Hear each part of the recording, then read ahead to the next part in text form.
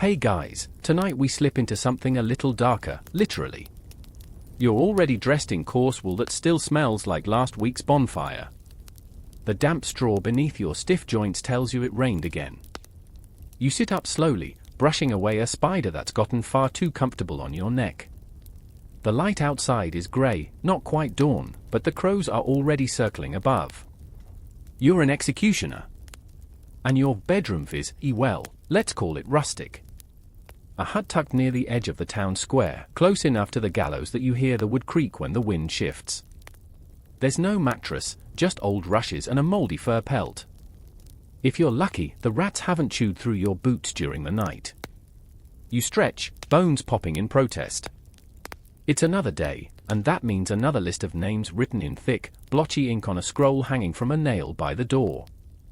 No alarm clock needed, your internal one is finely tuned to dread. So, before you get comfortable, take a moment to like the video and subscribe, but only if you genuinely enjoy what I do here. Let me know in the comments where you're listening from, and what time it is in your corner of the world. Now, dim the lights, maybe turn on a fan for that soft background hum, and let's ease into tonight's journey together. You rub your eyes. Already, you can hear the market carts arriving. Someone's got turnips for sale. Someone else is selling pig's feet. And someone, somewhere, is already gossiping about who's going to lose their head today. Spoiler, you're going to help with that. The smell of dried blood never quite leaves your nose. Not when your home is a dozen paces from the execution block.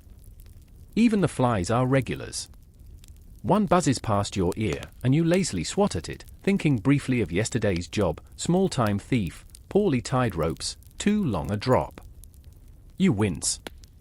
Being an executioner isn't just a job. It's a social death sentence. You're technically employed by the Crown, or, in smaller towns, by the local magistrate, but nobody wants to sit next to you at church. Or at dinner. Or, really, anywhere. Your neighbors cross themselves when you walk by. Children whisper that you eat fingers for breakfast. You don't, but honestly, you've heard worse rumors. One boy swore you could talk to ghosts. Another said you kissed your axe goodnight. Your family? Long gone. Not in the dead sense, though, let's face it, odds are at least one relative found their way to your scaffold, but in the emotional, keep your distance sense. Once you took the job, everyone else took a step back. Or 10. Even your dog stopped liking you. She now lived with the baker.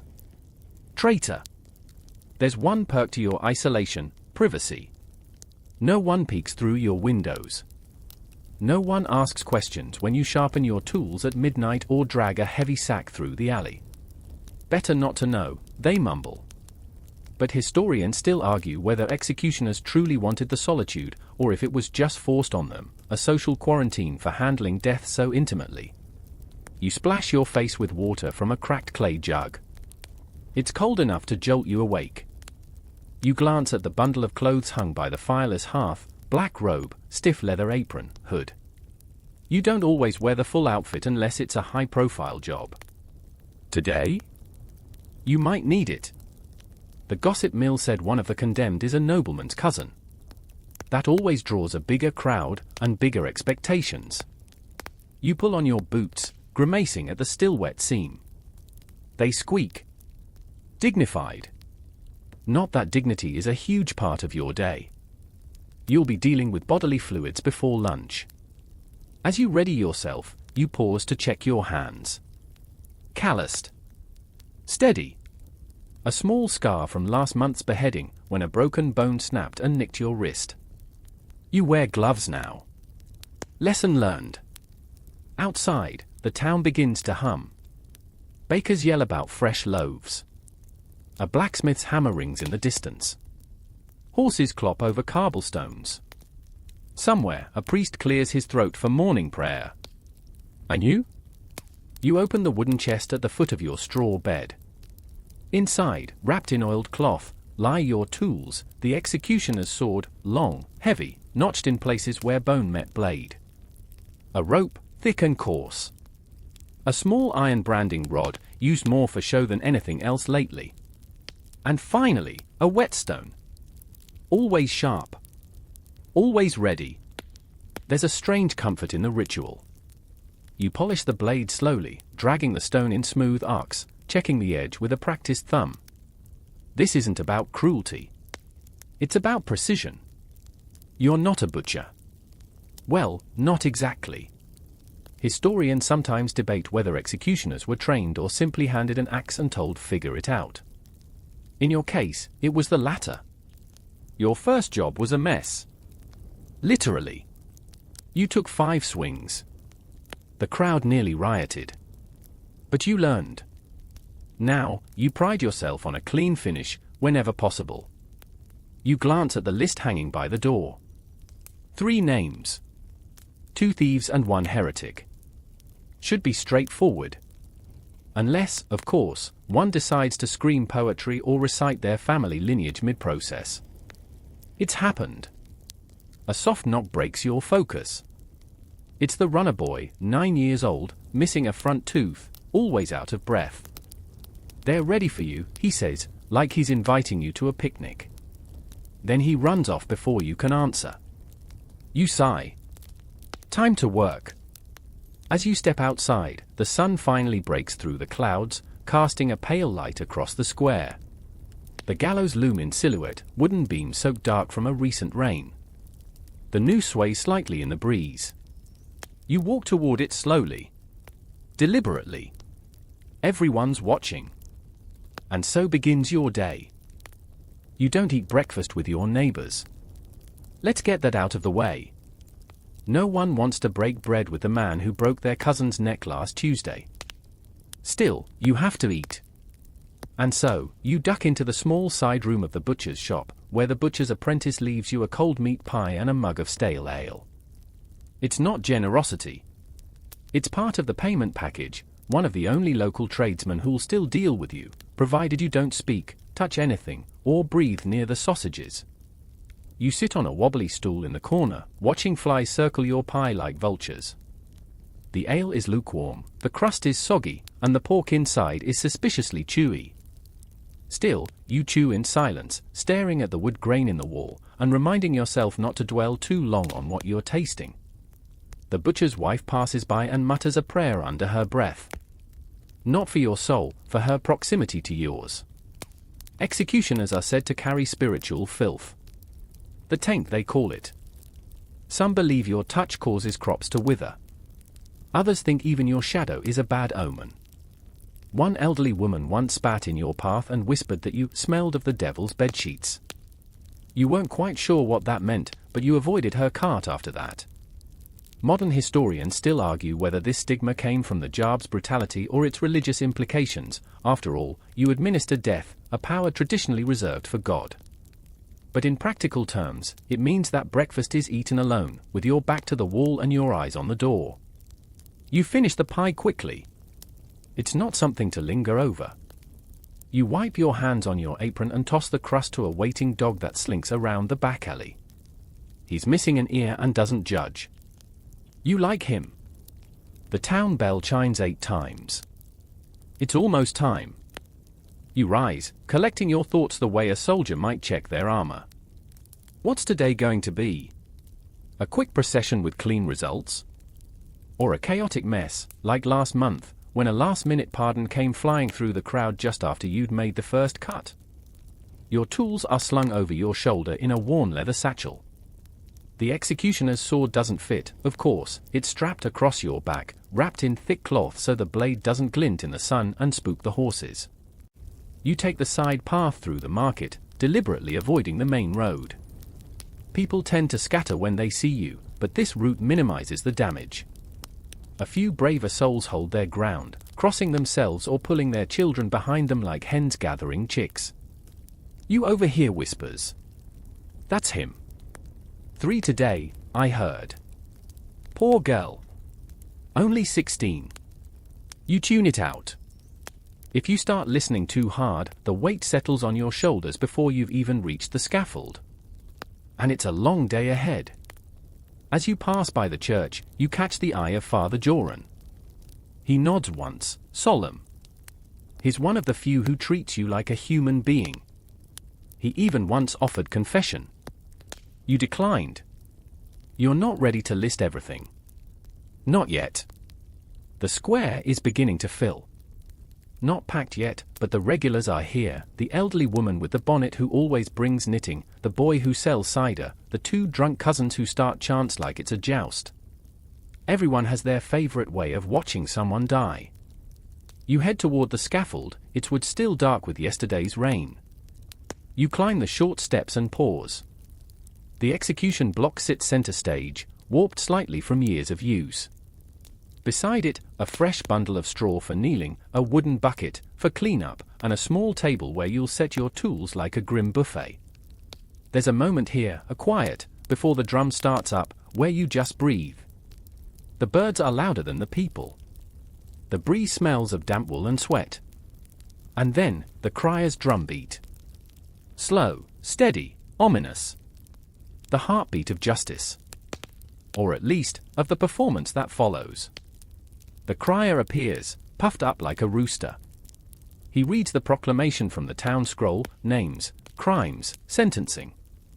Theft. Heresy. Insolence toward a magistrate's wife, that one gets a few chuckles. He reads with theatrical flourish, like it's a play. You're already setting the stage behind him, sword unwrapped, tested against your thumb. It whispers as it slices through air. Sharp enough. Someone throws an apple. Not at you, at the platform, in general. Probably meant for the crier. You pick it up and set it aside. Maybe for lunch. The prisoners will arrive soon. For now, you sip water and glance across the crowd. At the very back, near the inn shutters, a young woman stands rigid, holding a child's hand. She stares straight at you. Not with hate. With something else, pity? Curiosity? Recognition? You look away. Best not to linger. People often forget that you don't choose who dies. You don't decide the sentences. You just carry them out. You're the hammer, not the judge. But in their eyes, you're the face of it all, the person who snuffs the candle. That tends to stick. You recall a time when, as a boy, you watched your own town's executioner from a distance. He looked impossibly tall. Distant. Cold. Now you wonder if he was just tired. Or if he'd eaten the same chewy pie you just had. A town guard approaches. They're ready, he says, meaning the condemned are on their way. He doesn't look you in the eye. They never do. You check your gear one last time. Rope? Cold and clean. Sword? Ready. Hood? Optional, but sometimes it helps to wear the mask. Not for you or for them. As the first prisoner appears, flanked by guards and already weeping, the crowd shifts into silence. Not respect. Anticipation. You take your place. Breakfast is over. Let the show begin. You don't just kill people, you prepare to kill people. It's a subtle but vital distinction. After all, a butcher doesn't wander into a pen and swing wildly. No, there's sharpening, measuring, pacing, waiting. Your tools, too, deserve respect. They're not just instruments of death. They're your reputation. Your livelihood. Your only companions that don't flinch when you touch them. You're back behind the scaffold now, a few steps away from the crowd's gaze. This is your workspace. Crude, but functional, a splintery bench, an old grindstone, a leather roll of implements that could just as easily belong to a carpenter or a torturer, depending on the context. You start with the sword. It's not a dainty rapier or a knight's gleaming heirloom. It's thick. Broad-bladed. Heavy enough to break bone but balanced enough to aim. Forged for one purpose only, a single clean stroke. Or two, if you're unlucky. Or three, if you're cursed, which has happened. You still have nightmares about that one. You rest it on the grinding stone. The hiss of steel against sandstone is familiar and oddly soothing. The crowd's murmurs blur into background static. You fall into rhythm, sharpen, check, rotate, repeat. You know every notch in this blade. Every microfracture tells a story. That little bend near the hilt? That was the night a condemned knight yanked backward mid-swing. You slipped, cut into the platform, and had to finish the job with a backup axe. Historians still argue whether executioners were trained smiths or just frequent customers. You've learned to maintain your own gear. Out of necessity. No blacksmith wants your business once he finds out what you do with your sword. Next, the ropes. You stretch them out, checking the knots. For hangings, the length must match the weight of the condemned. Too short, and it's a slow, gruesome struggle. Too long, and, well, there's a mess. You've learned that the hard way. There's math to it, oddly enough. A grim arithmetic involving height, muscle density, and gravity. You run the cord between your fingers. It's rough. Braided flax. Cleaned and dried from the last use, though the faint iron scent lingers. That never really leaves. Now the small tools, nails, clamps, a set of iron tongs. These are for less common punishments, branding, ear cropping, public humiliation stocks. The kind of assignments that make you feel less like an executioner and more like a prop master in a particularly macabre theatre. Everything has to be perfect. Why? Because you're not just killing someone today. You're doing it in front of hundreds of people. And in this job, presentation is half the craft. The guards arrive with the first prisoner, dragging a thin, twitchy man in muddy clothes. He stinks of fear and something less poetic. You glance at your sword, then back at him. Not your problem. He's a hanger. You inspect the platform. The beam creaks. The lever mechanism works with a satisfying thunk. You adjust the noose, test the drop panel. Everything's good. While the crowd watches the condemned shuffle and stumble, you are the one ensuring the entire act doesn't turn into chaos. You're the one deciding whether a neck snaps fast or dances for 10 long seconds. You don't get applause if it goes well, but you absolutely get shouted at if it doesn't. Sometimes they cry. Sometimes they beg. Sometimes they try to joke, like the merchant last year who, right before the blade dropped, asked if you'd accept store credit. You didn't. You take a step back, brushing your hands off on your apron. Tools ready. Platform stable. Sword honed. Rope measured. You're the last person to touch the condemned. In a way, it's intimate. You help them up the steps. You adjust their collar. You might even whisper, "Stay still," if they look like they're about to bolt. It's not kindness. It's logistics. But sometimes, in your quietest moments, you wonder if they take it that way. A scholar once wrote that executioners were engineers of fear. You don't know about that, but you do know this: people don't fear death nearly as much as they fear bad death. Botched, brutal, lingering. That's why you sharpen your tools with such care. Not because you enjoy your work, but because the alternative is worse. And then, just before the first drop, you remember one of your stranger tools, a small vial of rose oil. You dab a bit on your wrist. Why? Because after this, your hands will smell of rope, sweat, and blood. And sometimes you need a reminder that the world can smell like flowers.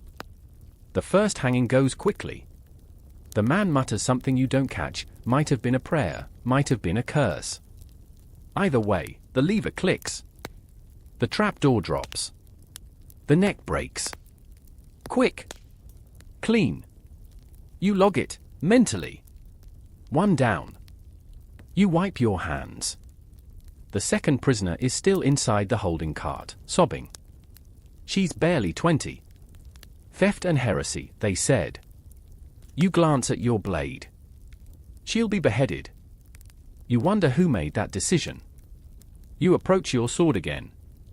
One last test. It gleams under the sun, but not too brightly. You'll keep your hood down this time. Sometimes it scares them more than your face does. You take a deep breath. The tools are ready. And so are you. No fanfare. Just rhythm. Routine. Rehearsal. You don't just kill people. You prepare to kill people. And that makes all the difference. The drum picks up again, slower now, more solemn. A different rhythm for a different kind of death. Hangings are for the petty. But beheading? That's for someone the town's meant to remember.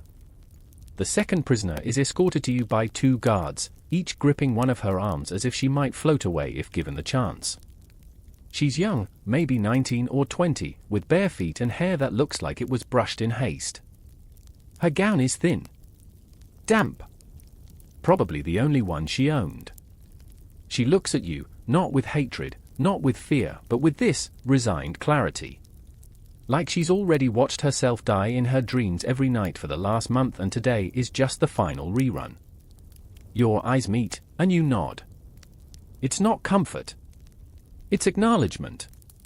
The way a diver and the sea exchange glances just before the leap. The crowd shifts, sensing the change. This isn't some town drunk or a petty thief. This is that girl. The heretic. The one who challenged the bishop during Lent, who claimed visions, who said the stars could speak.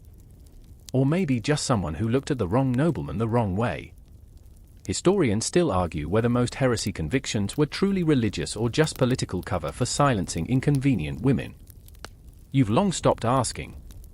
You just see the end result.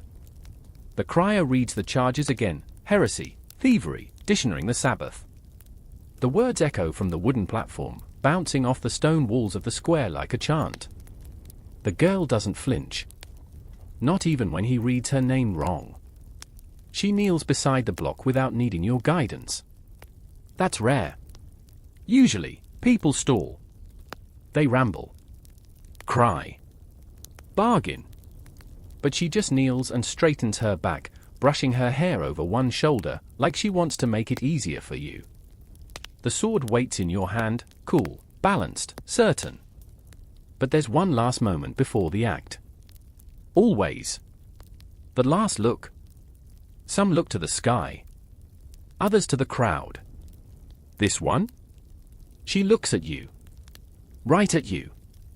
And you realize that in this town, where even the priest won't make eye contact with you, she may be the first person to really see you in weeks.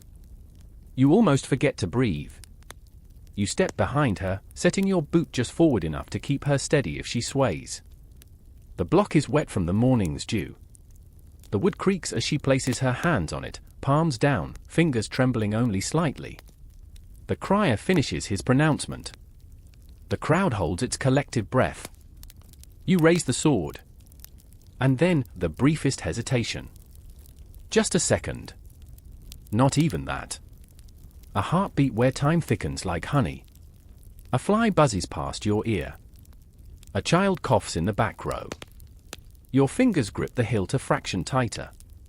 Then, you swing. A dull thunk. And silence. You always hear the silence more than the sound.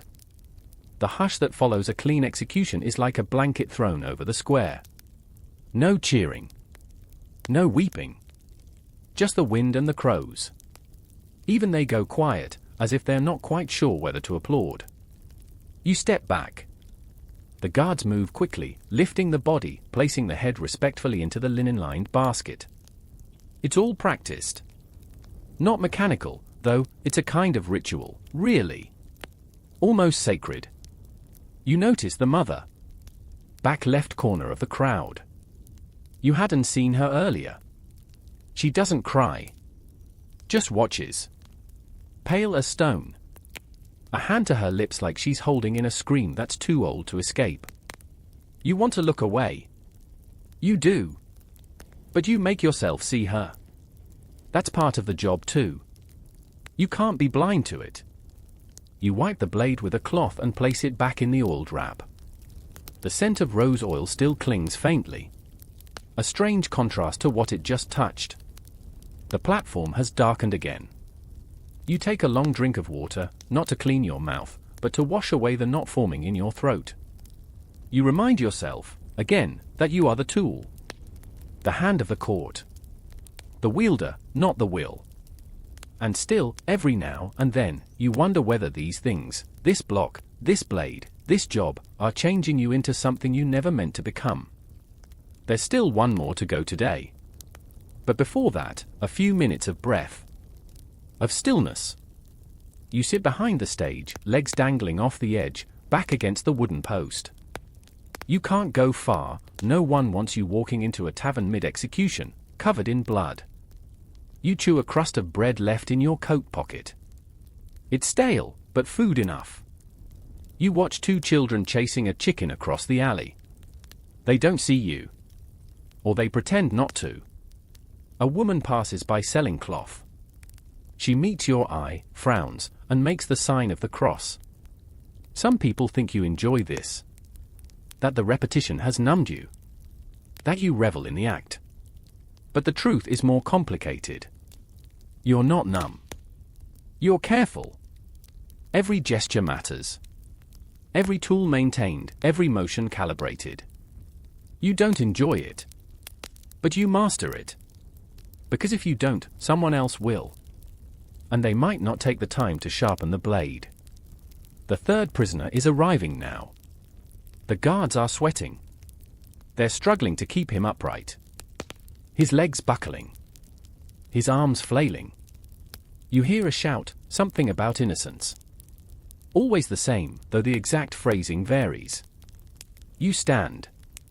You roll your shoulders. And you reach for your sword again. The girl's scent still lingers on the air, flowers and fear. You exhale through your nose. Let's see what this last one brings. The third one fights. Not just metaphorically, literally. The guards are dragging him forward like a mule with too much fire in its belly. His feet kick up dust from the cobblestones.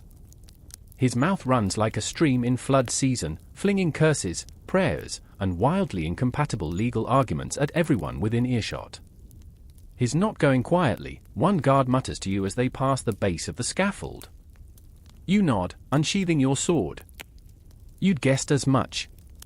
This man isn't a thief or heretic. No. His nobility adjacent, some cousin of a minor baron with just enough connections to have made his sentencing a drama. He's been charged with treason, but everyone knows that's just fancy dressing. In truth, he insulted someone important, in public, while drunk. That's the sort of thing that gets swept under the rug if you've got the right surname. But he didn't. Not quite. So now he's here. Disheveled, furious, clearly still under the illusion that he can talk his way out of death. You've seen it before. Historians still argue whether executions like this were about justice or theatre. Some claim it was about reinforcing social order, putting noble blood on display to prove no one was above the law. Others say it was just convenient spectacle. Bread and circuses, with a bit more blood. You watch the man as he reaches the base of the steps. He's trying to dig his heels in, literally resisting the climb. The crowd is silent but restless. This is the one they came to see. The fall of someone who used to dine above their station. The kind of execution people remember years later over tankards and toothless grins. One of the guards finally snaps, shoving the man upward hard enough that he stumbles face first onto the platform boards. The crowd gasps, then chuckles. The prisoner groans and coughs, wiping blood from a split lip. You step forward, slow and calm, sword resting lightly across your shoulder. The man sees you and recoils, as if your very presence is poisonous. Maybe it is. Touch me and I'll have your head too, he spits. You don't respond. There's no use arguing with someone whose hourglass is already empty. Still, you give him a moment. A last breath. Not out of mercy. Out of routine. He staggers to his feet and looks around the crowd, eyes wild and scanning for anyone who might intervene. His gaze lands on a richly dressed man near the front. A noble. A possible friend.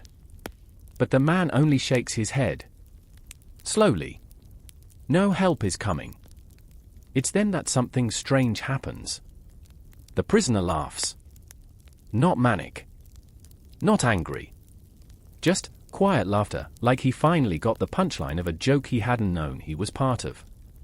He wipes his mouth with the back of his hand and says, "Do it clean, butcher. Don't give them more than they paid for." You nod once. He kneels, clumsily.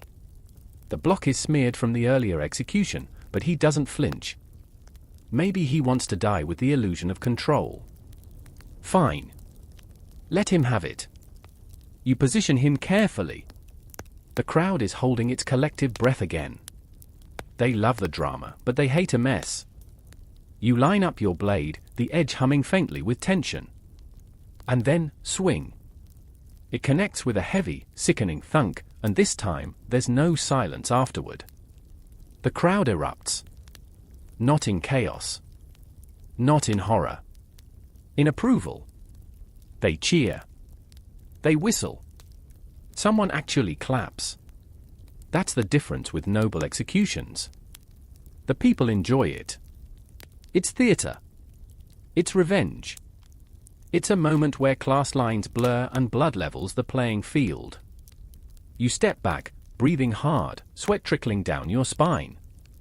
You wipe your blade with a cloth, again. Ritual. Habit.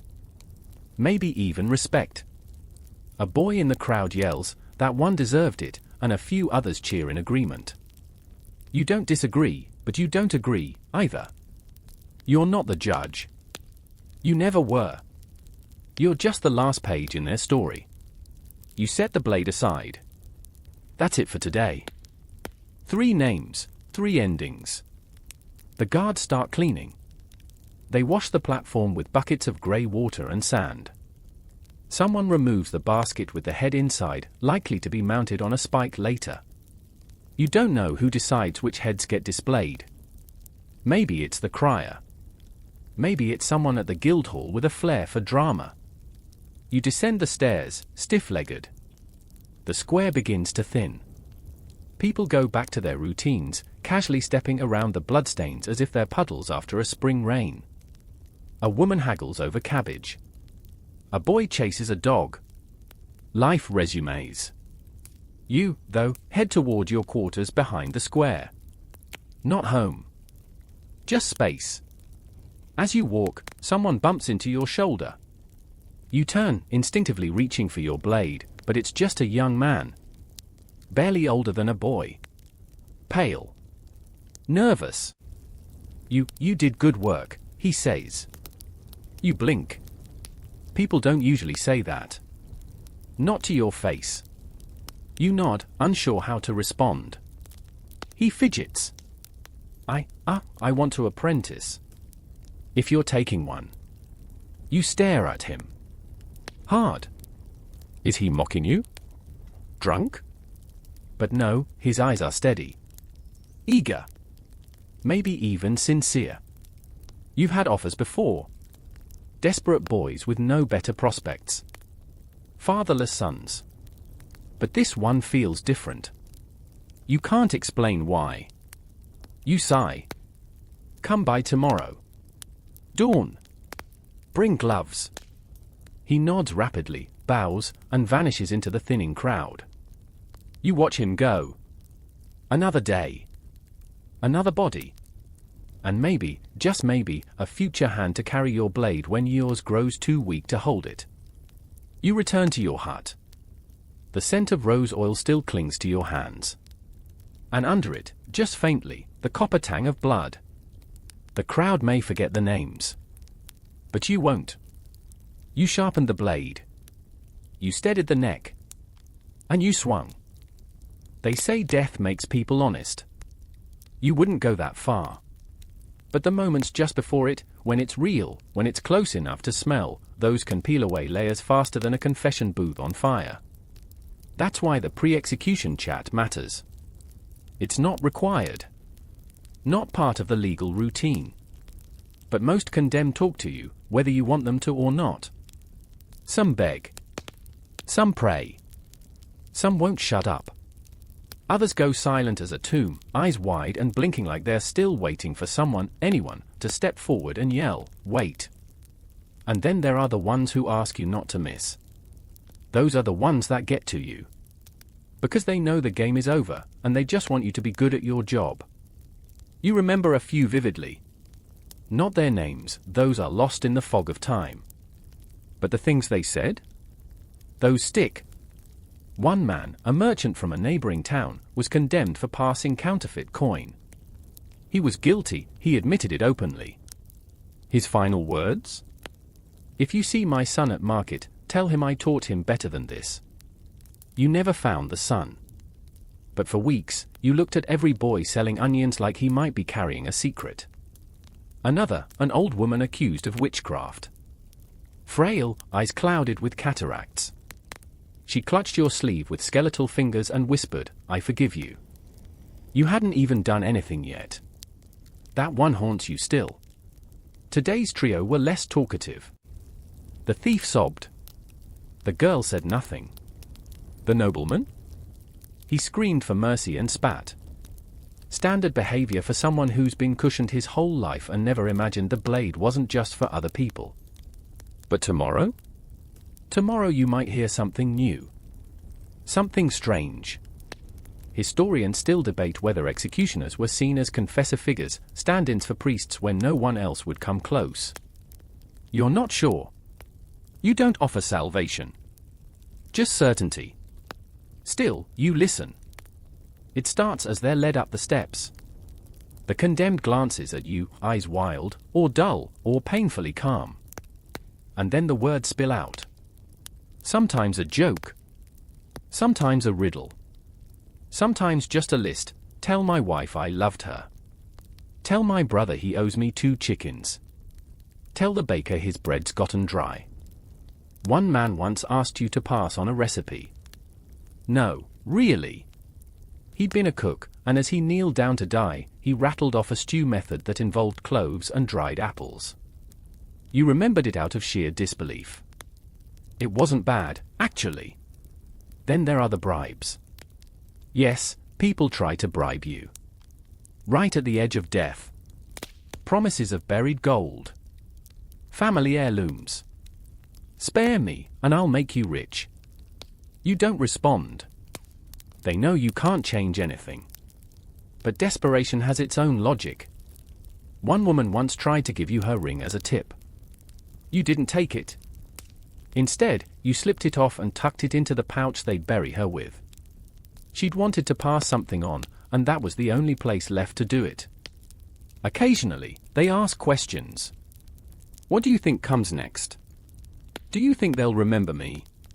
Do I deserve this? You never answer. Not because you don't care, but because your answer doesn't matter. You're not the gatekeeper. Just the door. Of course, sometimes you talk. Usually, it's functional. Kneel here. Stay still. Breathe. But every once in a while, if someone's shaking or sobbing or clearly unraveling, you say something like, it'll be fast. Or you won't feel a thing. Or I'll do it right. Not because it changes anything, but because it's all you have to offer. There's a theory, half whispered by certain monks, that the soul clings to the final voice it hears. That in those last seconds, the world distills into one final sound, and that's what carries you to whatever comes next. If that's true, then your voice has escorted hundreds across the threshold.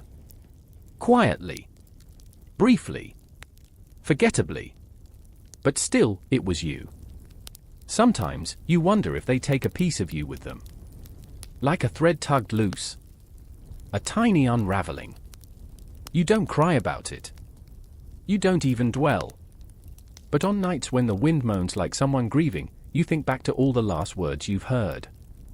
And you wonder if anyone remembers yours, the ones you never got to say when you first stepped onto this path. You weren't always this person. There was a time, long ago, when you had hands that hadn't held a blade. Eyes that hadn't seen what they've seen. A name that wasn't muttered like a curse in alleyways. But now? Now you're the one people whisper to before the end. The last face. The final moment of connection. And it's a kind of closeness you didn't expect when you first took this job. No friends. No family. But strangers? You get more truth out of dying mouths than most priests get from parishioners. It's strange, isn't it? You kill people. But for a few seconds, you also see them. And they see you. Not as the butcher. Not as the executioner. But as the one person who's still close enough to hear them. And then, just like that, it's over. The rope tightens. The blade drops. The silence returns. But their words remain. You carry them in your sleep. You don't get a day off, not really. Oh, the calendar says there are rest days. Feast days, scent days, harvest fairs. But even when you're not swinging the blade, the job follows you like a shadow stitched to your heels. It seeps into the corners of your hut, into your clothes, your thoughts, your bones. Today is supposed to be one of those quieter days. No scheduled hangings. No nobles to decapitate. No witches to burn. You haven't done that in a while, thank God, and yes, you do believe in God. Even if he sometimes feels a little distant. So you start the morning without the usual dread. You sweep your hut. You sharpen a blade just because it gives your hand something to do. You feed the alley dog the rind from last night's cheese. The town bell rings out, calm and even. But it's not really peaceful. Not under the surface. The looks are still there. You step into the market, hood up despite the sun. People pretend not to notice you, which is worse than being noticed. A woman nudges her child behind her skirts as you pass. A man changes stalls just to avoid walking too close. Someone mutters godless under their breath, just loud enough to hear. You pause at the baker's stall. His apprentice, new boy, still wide-eyed, starts to hand you a loaf, then glances over your shoulder and freezes. The baker steps forward instead, drops the bread into your hand, and says, "Just go." You nod. No thanks. No words at all. You've learned they only make things worse. There's a reason most executioners live near the town's edge. Or in a separate quarter. Or not at all. Historians still argue whether executioners were considered outside of society or a necessary part of its bones. Were they protectors or pariahs? Agents of justice or meat cleavers in human shape? In your case, it's both. You can't marry, no one would have you. You can't eat in taverns, no one wants your coin. You can't even worship properly. The local priest lets you sit in the far back pew, behind the broken pillar. You used to kneel. Now you just sit. It's easier that way. But on days like today, when no one dies and you have space to breathe, you remember that you're not just an executioner. You're a man who still feels the wind on his face. Who still likes the way fresh soap smells. Who still notices how the moss creeps over the gravestones in the churchyard like a patient, green blanket. You make your way out of town, loaf in hand. Up the winding path toward the ridge, where the trees grow close and the crows sound like gossiping old men. It's quiet here. You sit on a flat stone and chew your bread, hard as roof tile. You think about nothing. And then everything. Your father was a cooper. Barrels. Wine casks. That sort of thing. He worked with his hands, same as you do. Only his creations held things. Yours empty them. You hadn't planned on this life. But when the last executioner died, no one volunteered. No one ever does. There was coin involved. Exemption from certain taxes. Land, if you could stomach it. And you? You'd lost everything else already. So you stepped forward. They told you it would be hard. They didn't tell you it would follow you. You look out over the trees. You imagine what it might be like to just keep walking. Disappear into the woods. Let someone else take the blade.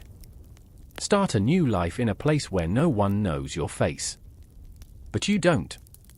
Because even if you could vanish, you'd still carry it. The weight. The memory. The list. There's always a list. Written by someone else, handed to you like scripture. Names. Crimes. Dates. Times. Sometimes, you think you see the names in your dreams before they arrive on paper. Like your mind is preparing for them, softening the blow. Or maybe you've just learned to expect the worst. You finish the bread. Toss the last crumb to a nearby crow. He stares at you like he knows who you are. Maybe he does. You head back into town before sunset. You've learned not to linger in the woods after dark. Not because of bandits, but because of voices. Not real ones. Just echoes. The ones that follow you everywhere. The street is quiet now. Smoke curls from chimneys. The sound of clanking pots filters through shuttered windows. You pass the stocks in the square. Empty today. But sometimes you think they whisper. Soon, they seem to say. Soon. Because the wheel keeps turning. The scrolls keep filling. The people keep sinning. And eventually, someone's going to have to pay. And when that time comes, they'll call you. Again. Your tools need you. They don't speak, obviously, not with words, but the moment you cross the threshold into your shed, you can feel them pulling at you. Each one quietly demanding its due. A sharpening. A sanding. A new handle. A check for rust. The morning is grey and cold, perfect for maintenance. You don't have an execution scheduled until tomorrow, a hanging, small-time horse thief, barely a lad, and so today is for preparation. Not because you want to. Because you must. You light a small fire in the hearth. Not for warmth, your work keeps you sweating, but for the steady light. And because it gives your hand something to do. You hum a low tune, one your mother used to sing when she spun wool. You hum it without thinking. Until you do think, and then you stop. Your first stop is the axe. It's not the kind most folks think of when they picture executioners. This one's not oversized or gleaming with drama. It's balanced, efficient. Its blade is curved, not for style, but for physics. You pick it up, test the weight. Still good. Still familiar. Like the tension of a bowstring. Or the pressure in your joints before rain. You begin the sharpening process slowly, carefully. Dragging the blade across the whetstone at a practiced angle. A rhythm builds, scrape, breathe, scrape, breathe. You can't afford to let it dull. A clean cut is kinder. For everyone. Historians still argue whether executioners actually prioritized minimizing pain or whether that's just something we tell ourselves now, to make them seem more human. Some documents suggest pride in precision, others suggest detachment bordering on cruelty. The truth? Probably somewhere in the murky, uncomfortable middle. After the axe comes the rope. You check for frays. The knots. The elasticity. You learn to tie a hangman's knot from a former sailor who claimed he once strung up pirates in the Indies. You didn't ask questions. Just watched his hands. Practiced in the dark until yours could do the same. You maintain 3 ropes in total, 1 thick, 1 thinner, and 1 with an iron core for certain situations. You know which is right for which body type, which drop length, which crime. It's not an art. It's an equation. Then the sword. Not your personal favorite. Too theatrical. But sometimes nobles request it. They say it's more honorable. You suppose dying on your knees with your head down counts as dignified when you're rich. It takes longer to hone than the axe. Longer to clean, too. Nobles bleed like everyone else. Maybe more so, with all that wine and salt meat in their veins. Next, the block. It's just a hunk of wood, really. Stained darker than it used to be. You inspect the top, smoothing any splinters. No one ever talks about splinters in the neck. Not poetic enough, maybe. The thing is, none of this feels gruesome to you anymore.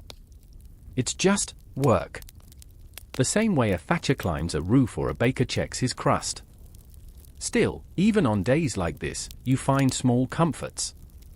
The smell of hot pine sap from the fire. The way your whetstone sounds like the sea when it's wet. The leather polish, sticky and sweet, like a market stall in summer. You sit for a while. Sometimes you think about inventing something better. A cleaner tool. A better drop method. Some more humane system. You've read scribbles from Italian engineers who believe weights and angles can replace human error. Leonardo something or other. Dreamy stuff. But the truth? No one's asking you to innovate. They just want you to kill quietly. Outside, you hear a bell ring, a low tone from the chapel on the hill.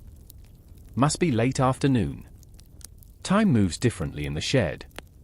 You often lose hours here, especially when your hands are busy. Not that anyone comes to find you. You check your tools again. Satisfied.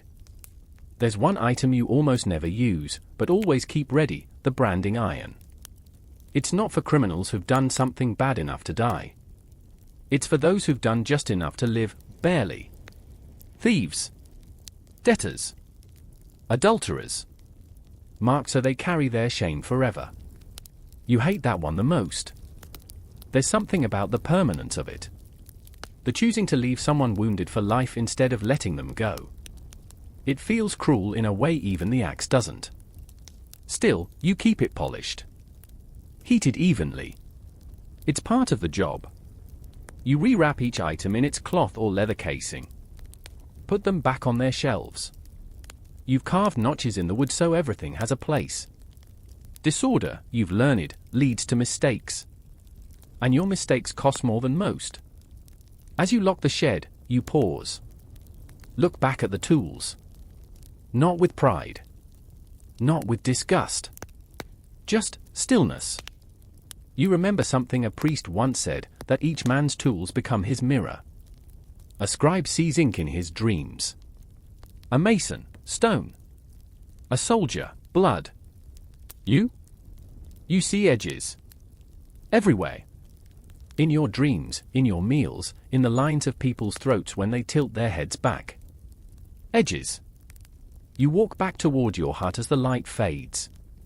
Kids play in the street until they see you, and then they scatter.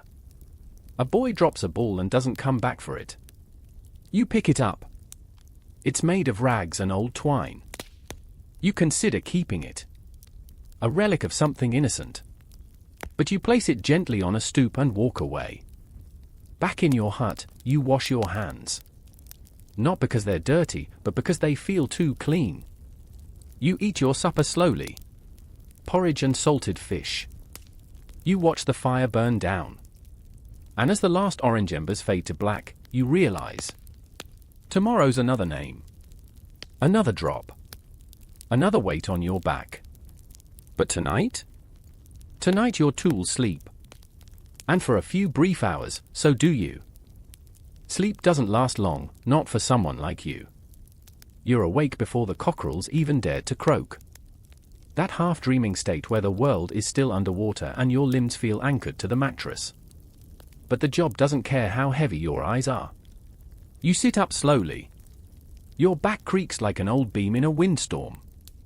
That's what comes from years of hauling bodies, swinging steel, standing still for hours while townsfolk heckle and spit. You're not old, not yet, but your spine would disagree. Today's job is a hanging. A young man accused of stealing horses from a local baron's estate. And not just any horses, but the baron's prized stallion. You remember the animal, sleek, black as ink, with nostrils that puff steam like a chimney when it gallops. The sort of creature that costs more than some houses. The thief, meanwhile, can't be more than 19. You saw him once, briefly, when they brought him into the stockade. Thin. Dirty. Desperate. That hollow-eyed kind of hungry. The kind that doesn't come from skipping meals but from skipping years of enough food. You knew the look well. You wore it once, too. Now he's in the jailhouse awaiting your arrival. You dress slowly. You still wear the hood, not out of shame, but out of tradition. And, let's be honest, it keeps people from throwing things directly at your face. You tie it tight under your chin and fasten your belt. The rope you've prepared is coiled neatly in a satchel. Your hands move like clockwork. The ritual helps. It keeps the doubt at bay. You arrive at the town square just as the sun peeks over the rooftops. The scaffold stands tall in the center, already framed with curious onlookers.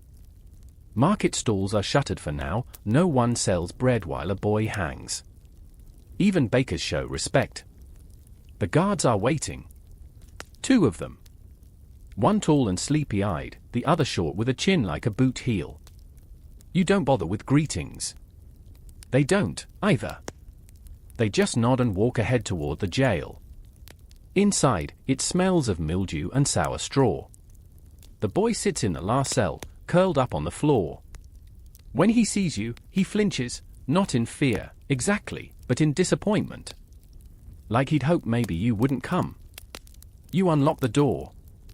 No ceremony. No last rites, though a priest offered. He refused. Said he didn't believe in a god that lets a man starve next to a stable full of horses. Fair point. You ask him if he wants a hood.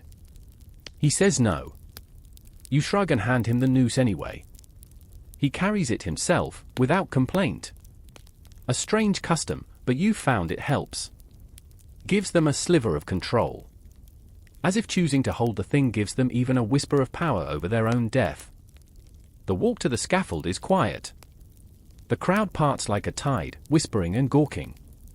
Somewhere, a mother tells her child not to look. The child stares anyway. They always do. That part of the human brain that can't look away from the fire, even as it burns. Atop the platform, you guide him gently. You don't shove, don't bark. He climbs the steps on his own. The rope goes over the beam, tied just the way you practiced yesterday. A scholar once told you that hangings used to be far worse, short drop, long struggle. Limbs flailing for minutes. Jaws snapping like caught fish. You read about the evolution of the long drop method. Designed by physicians. Calibrated to break the neck instantly. A scientific improvement to an ancient form of punishment. Historians still argue whether the long drop method was a breakthrough in mercy or just another way to disguise cruelty with mathematics. You think of the boy's neck. Estimate the weight. Adjust the knot. Precision matters. Too short, and he strangles. Too long, and, well, let's just say gravity gets enthusiastic. You finish the final loop. Tighten it. Then you step back. The sheriff reads the charges aloud. Something about theft, treason, trespassing. The list is longer than it needs to be. Everyone knows why the boy is here. They just want the words to make it official. When the sheriff nods, you don't wait. The lever clicks. The trapdoor opens. The rope snaps taut. It's over in a breath. No struggle. No sound. No applause.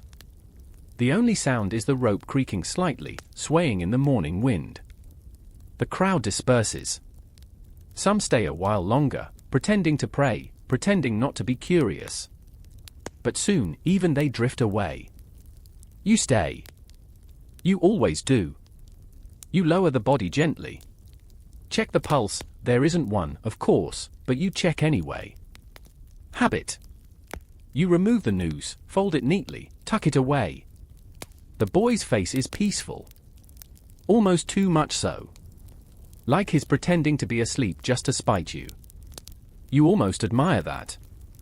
You carry the body to the cart. Someone will collect him later. Probably a cousin or a monk. Maybe no one. In which case, the pauper's field. You climb down from the scaffold. Your hands smell like hemp and sweat. You wash them in the fountain nearby.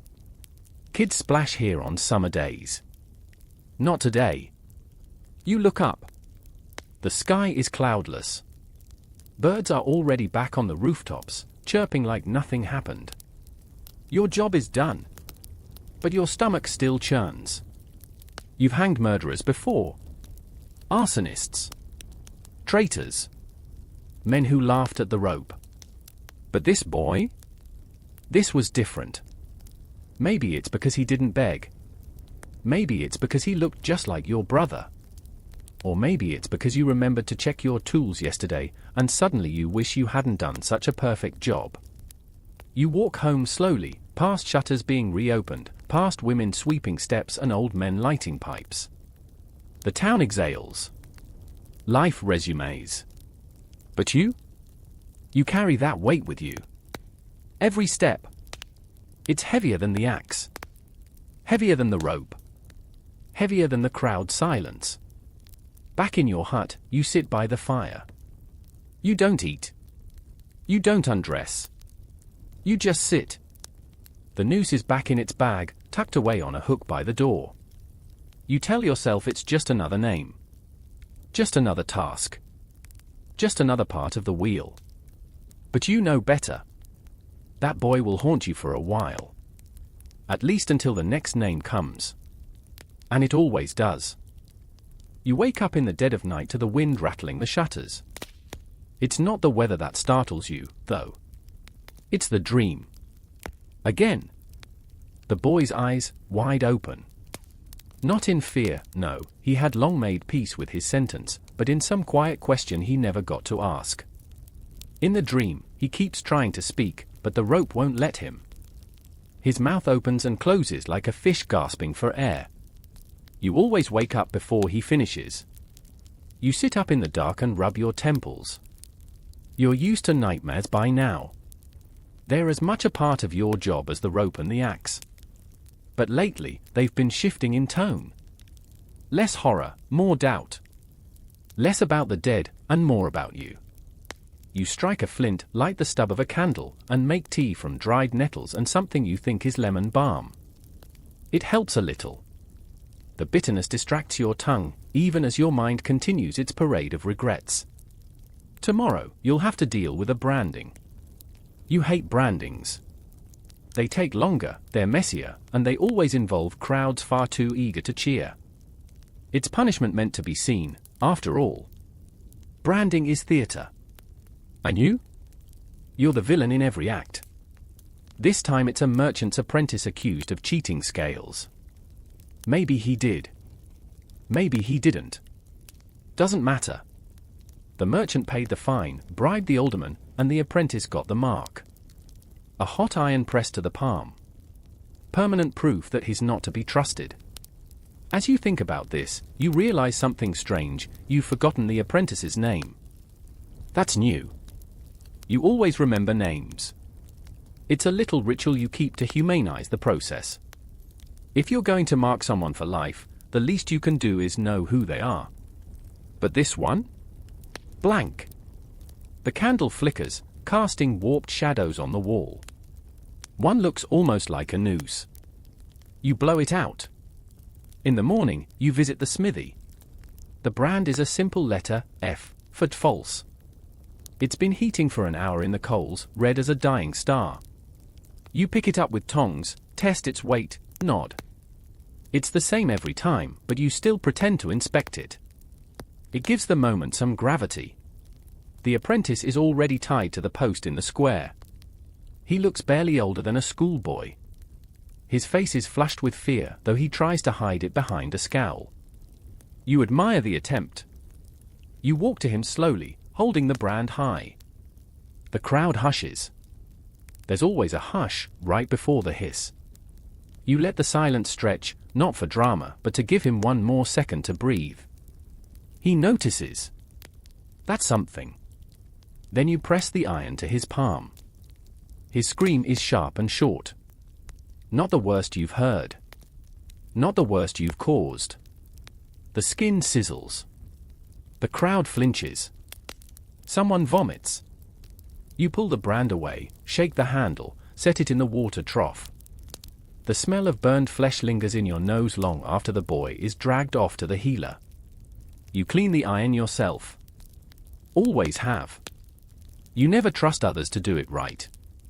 A dirty brand could infect the next man, cause rot, or worse. You take no pleasure in your work, but you insist on doing it well. Historians still argue whether branding was meant more to punish the guilty or to satisfy the watching crowd. Some say it was justice. Others say it was pageantry wrapped in smoke. You think of it more like theatre seating.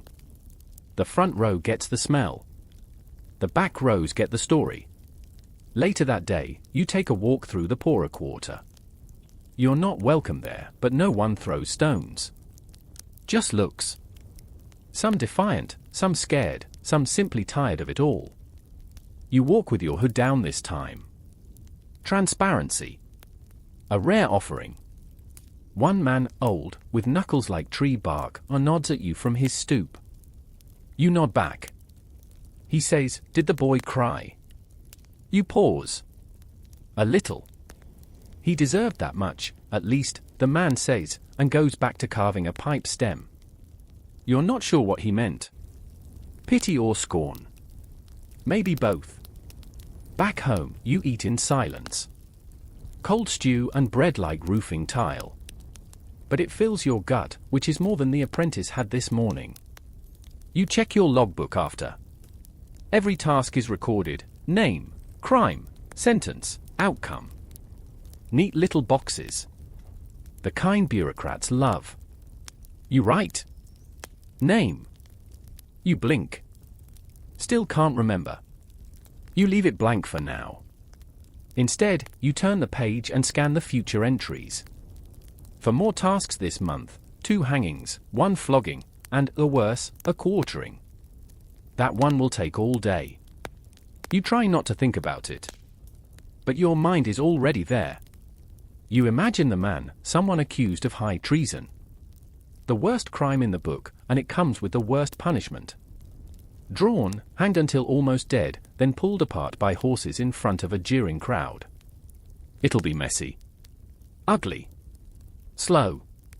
And it'll be your hands tying the ropes, checking the pulley, controlling the sequence. Quartering is rare. Reserved for only the most extreme crimes. Sometimes you wonder if it's a deterrent or just another reminder to the townsfolk, we are in control. You are not. You close the book. Your head aches. Outside, the wind has died down, but the air feels thick. The kind of heaviness that comes before rain or regret. You walk outside and sit under the eaves, watching the clouds swirl like ink in water. A child runs past with a hoop stick, laughing. He skids to a stop when he sees you. You brace yourself for the insult, the rock, the spit. But instead, he just says, "Are you the man who made my uncle disappear?" You blink. I don't know. What was his name? Jonas. He stole a loaf. You do remember. Jonas had cried the whole way up the scaffold. Begged for forgiveness. Said he didn't know it was the magistrate's bread cart. You say nothing. The child watches you for a long time. My mama says you're a monster. Another pause. Then, I think you look sad. And just like that, he runs off again, chasing his hoop into the fog. You sit there, stunned.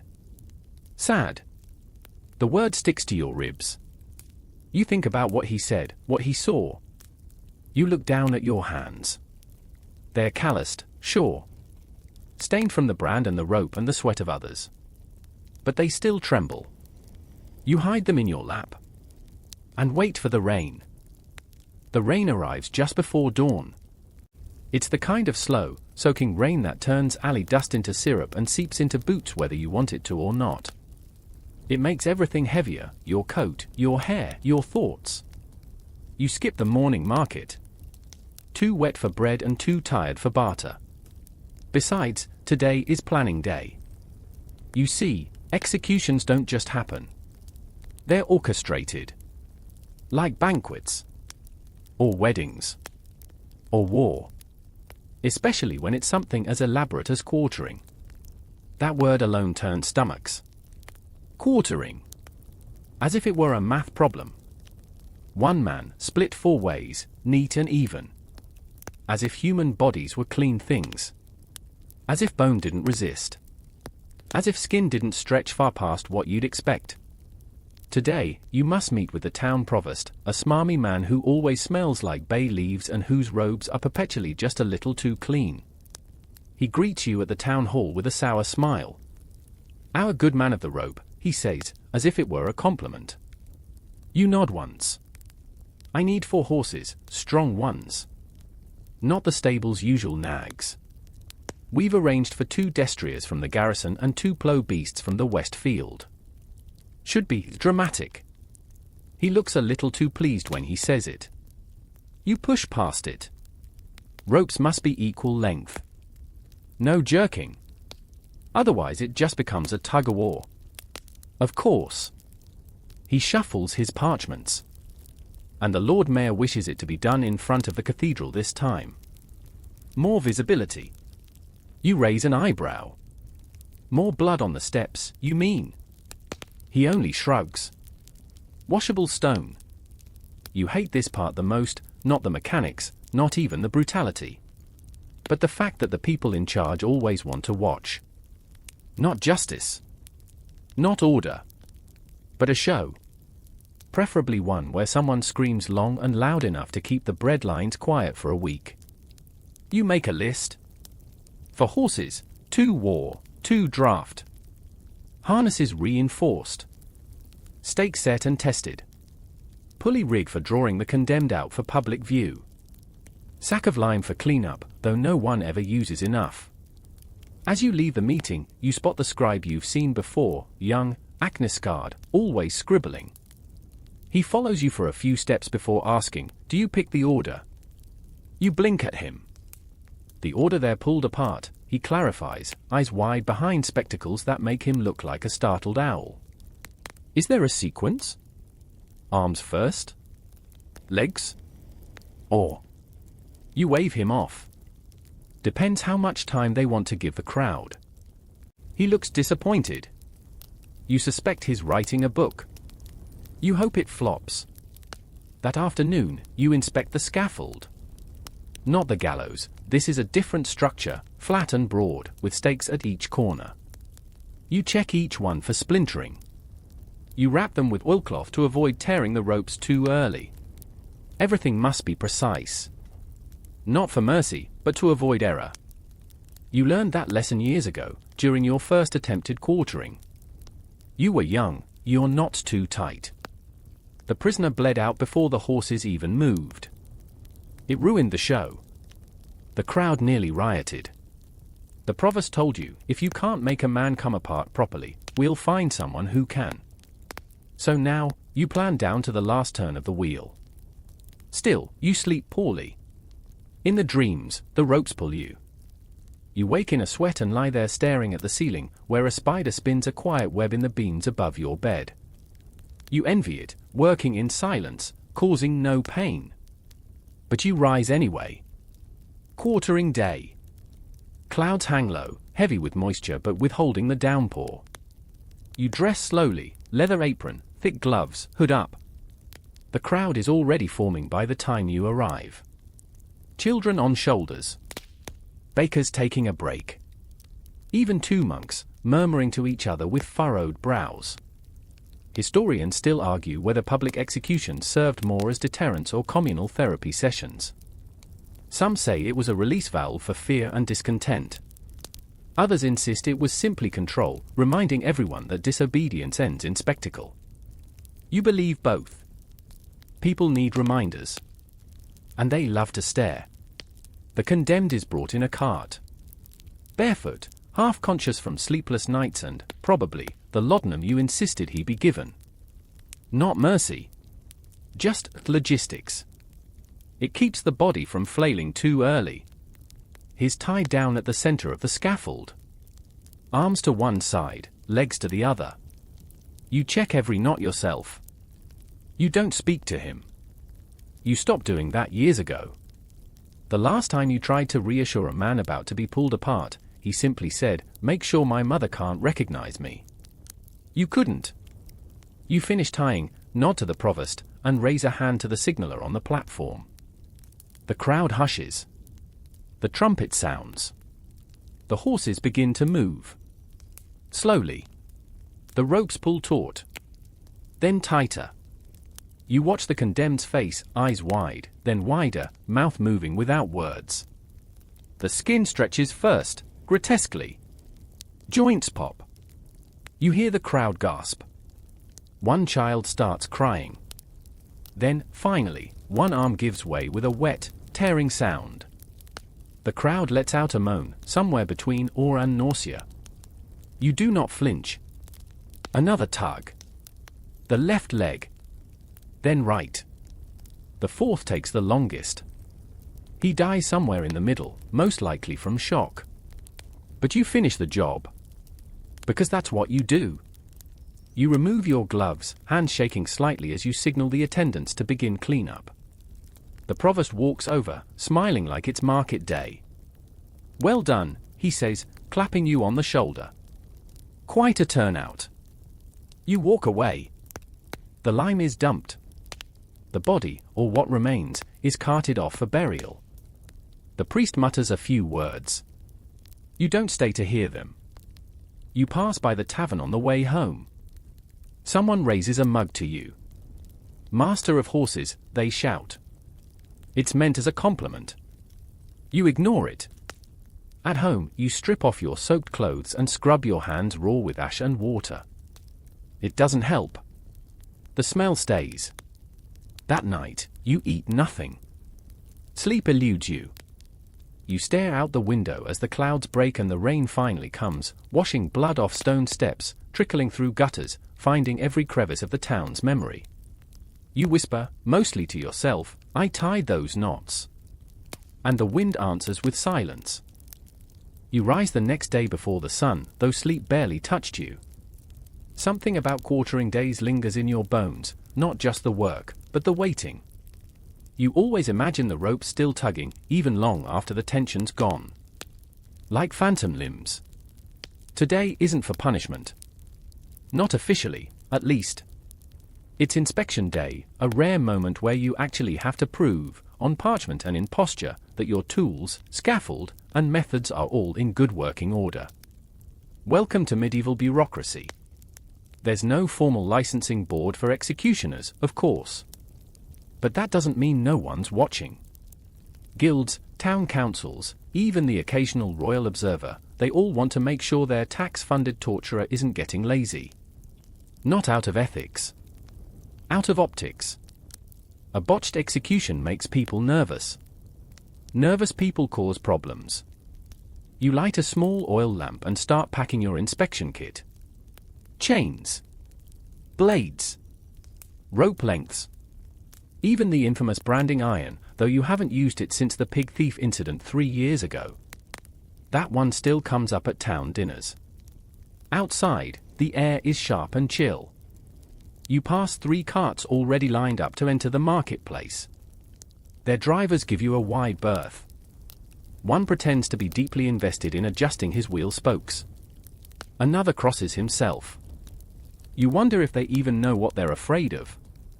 You, or what you remind them is possible. Inspection is held in the stone basement of the bailiff's quarters. Dimly lit, always smelling of parchment and mildew. You're greeted by Bailiff Mergen, a stooped man with a wheezing laugh and the kind of beard that birds might consider nesting in. He coughs once, scribbles your name, and waves you to the bench. "Let's see the edge first," he rasps. You pull out your primary sword. It's not ornate, no gold, no jewels. Just weight and balance. You draw it cleanly, letting the edge catch the lantern glow. There's a hush, the kind you get before a storm. He leans in, squints at the blade, then runs a piece of thin parchment across the edge. It slices through effortlessly. "Still sharp," he mutters, impressed. You refrain from saying it always is. Next, the ropes. You present 3, hemp, flax, and horsehair. Each suited for different weights, climates, or specific projects. He tugs at the knots, nods, then sniffs them. You stifle a smile. There's an old belief that rope left too long uncleaned absorbs bad luck. Or worse, souls. Some townsfolk whisper that your rope's grown in the night. Ridiculous. You always coil them neatly. Next, the iron. He eyes the branding tool like it might bite him. You don't blame him. Its curl forms a crude letter M, for murderer or malefactor, depending on who's branding and why. You've never asked. Still clean, he says, almost surprised. You nod. Only used twice this year. Last one. You pause. A baker. Mixed rye with sawdust. Killed 3 boys. He grunts, scribbles another note. This is the part of the job no one sees. The evaluations. The record keeping. The forms. Historians still argue whether medieval record keeping was a tool of order or oppression. But when you're the one being graded on your garrote tension, it feels like both. You pass inspection, of course. You always do. But Mergen stops you at the stairs. They're talking, he says. About your quota. My what? He shrugs. It's all whispered. But the council says you're too efficient. Not enough of a show. Not enough fear. You squint at him. So, what? I'm supposed to draw it out more? Make them scream. Just, maybe let one run first. Build suspense. You walk away without answering. But your chest is tight. That evening, you return to your workshop and stare at your tools, laid out like surgical instruments. Clean. Precise. Honest, in a strange way. Each one tells the truth about what it does. You wish people did the same. You sit, whetstone in hand, and begin honing your secondary blade. Not because it's dull, but because your hands need something to do. Midway through the sharpening, you remember an old apprentice of yours, Gerin. Bright-eyed. Too soft. He lasted for months. One night, after his first hanging, he sat in the corner and cried for an hour. You didn't scold him. You just sat with him. When he finally spoke, he asked, "Do you think God watches?" You didn't have an answer then. You still don't. But you know this, someone always watches. Later, you find yourself at the town square, long after everyone's gone. Just standing. The echo of footsteps long dispersed. The scaffold sits empty, except for a discarded apple core and a half-broken sandal, probably lost in the crowd. The moonlight catches on the wood grain. You kneel, run your fingers along one of the corners. Still stained. Not from blood. From presence. This place remembers. A stray dog trots by, pauses, then gives you a wide berth. Smart animal. You walk home slowly, past shuttered shops and taverns gone quiet. Somewhere, an owl calls once, twice. In your room, you light a single candle, strip off your boots, and collapse into the chair near the hearth. Your sword leans beside you. Rope hangs in coils by the door. The tools you passed inspection with sit in their places, like silent sentinels. You should sleep. Instead, you watch the flame dance, your mind running over tomorrow's schedule. A whipping at noon. A pillory reset. And, possibly, if the rumors are true, a new apprentice. You sigh. Let's hope this one doesn't cry. By the time the rooster crows, you're already dressed, leather apron over linen, gloves tucked in your belt, hair still damp from a basin splash that felt more ceremonial than cleansing. The streets are still quiet, except for the bakery's first smoke curling up into the mist. You pass it slowly, noting the smell of barley crust and singed flour. It would almost be pleasant, if not for the fact that today, your first task involves skin. The whipping is set for high noon, but you need to prepare the square. Punishment in public doesn't just serve justice, it's theater. And today's show demands staging. You unlock the storage beneath the scaffold and begin dragging out the whipping post. It's a weathered beam with deep grooves and notches, like an old tree stripped of bark. You take your time inspecting the leather lashes, 2 tails, knotted ends, reinforced with fishbone tips. One's frayed slightly, you replace it. This part of the job? Most people imagine you enjoy it. You don't. But you do it well. The man set for punishment is a local farmer who stole grain meant for the parish. Not even enough to feed a family, just a sack's worth, but in lean years like these, even crumbs become accusations. The punishment? 20 lashes and a week in stocks. You rehearse the pace in your head, not too fast, not too slow. 1 every 7 seconds. Enough time for breath. Enough time for pain. It's an odd art, controlling the rhythm of hurt. You look up to see the town beadle approaching, clipboard in hand, his version of a scepter. Behind him, 2 guards escort the farmer, shirt already removed, wrists bound. He doesn't fight. He stares. Straight at you. You nod. Professional courtesy. The crowd filters in by the dozen, then by the 100. Children perched on crates. Old women leaning on canes. Merchants abandoning their stalls to watch a man lose skin. Spectacle always sells. You tie the farmer to the post. Not tightly, just securely. You lean in, whisper, breathe out on the strike. Helps. He nods, eyes wide but grateful. You don't offer more. Empathy, like salt, ruins rope if overused. And then it begins. Whip. Crack. Breath. Whip. Crack. Breath. You count softly under your breath, the way a baker might measure scoops. His back blooms with lines, red to weltying, weltying to open. You never break skin deeply. You've learned how to stop just short. It's a skill, and few appreciate it. By the 12th lash, he's crying, not from pain, but humiliation. A grown man, stripped to the waist, punished before his village. Historians still argue whether public punishment deterred crime or simply fed collective bloodlust. But here, in this moment, the line blurs. The crowd is silent now. Even the children have stopped whispering. By the end, his knees are trembling. You untie him gently and pass him to the guards, who lift him toward the stocks. The crowd disperses with the hush of dispersing geese, fanning out into alleyways, already telling their own versions of what they just saw. You coil the whip carefully, checking for damp or fray. You wipe the handle down with vinegar cloth. You store it precisely where it belongs. Then you sit on the edge of the scaffold and drink a swallow of cold ale from your flask. It tastes like burnt apples, but it's familiar.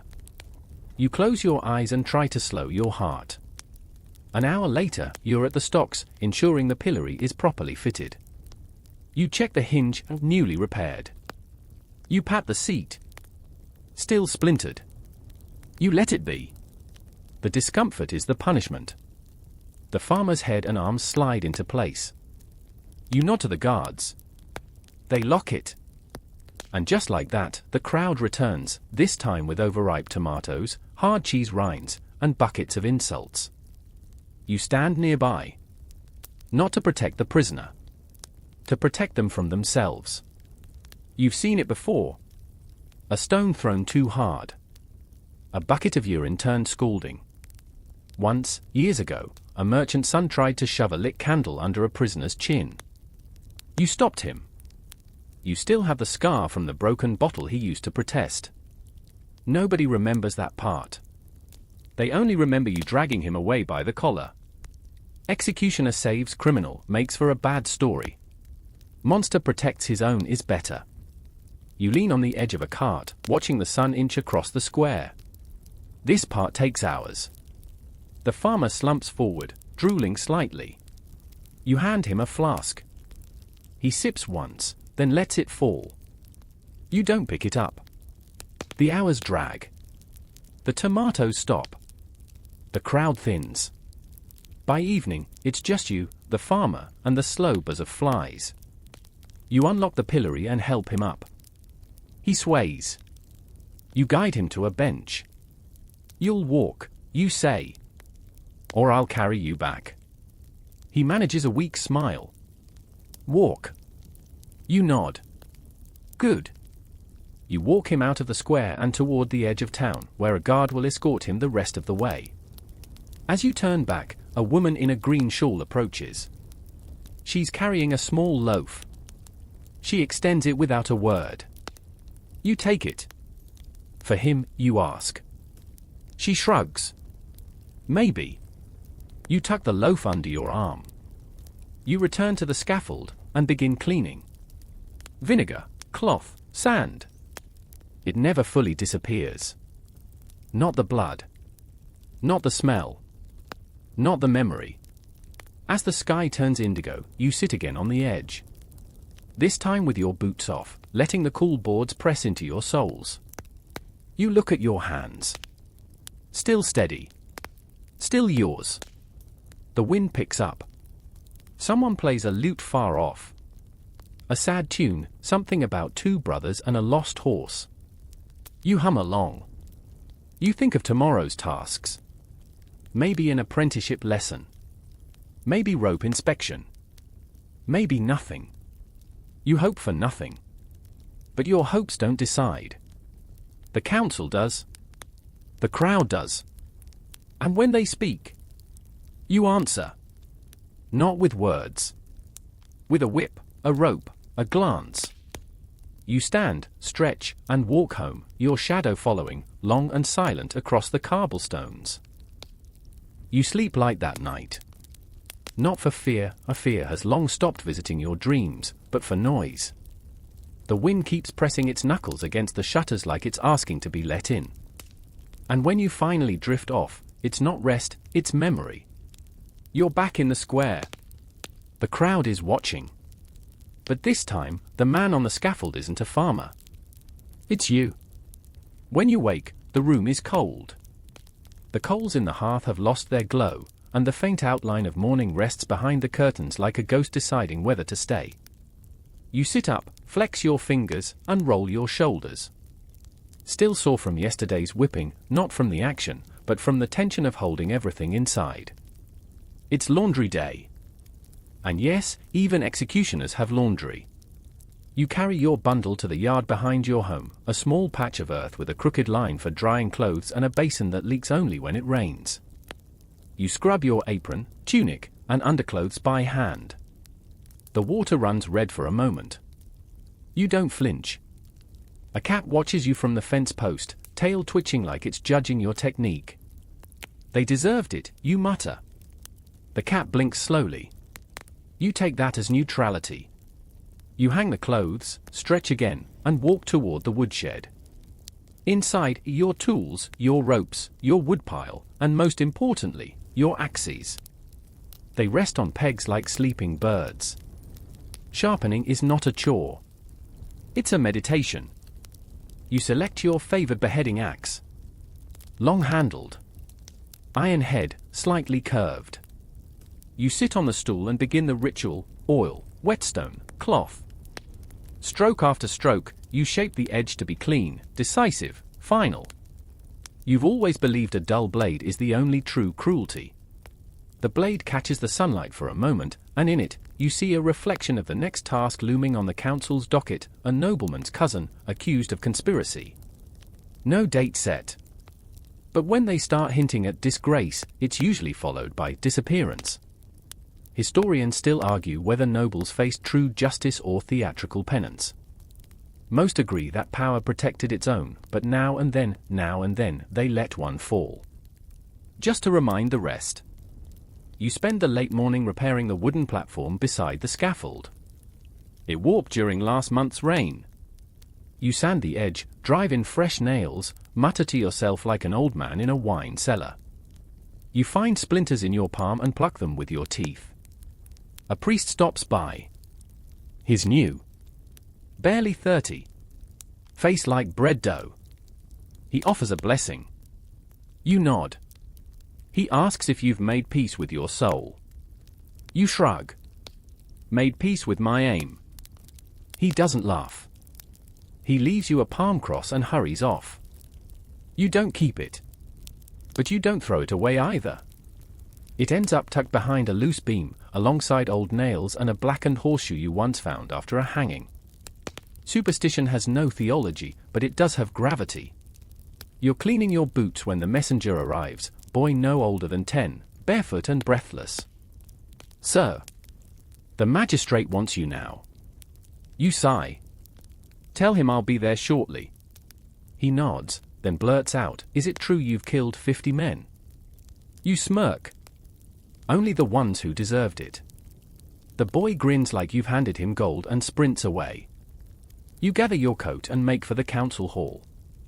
It's not far, up a winding lane, past the bakery again. Today it smells like rye, and through an iron gate that only opens for those who know how not to flinch.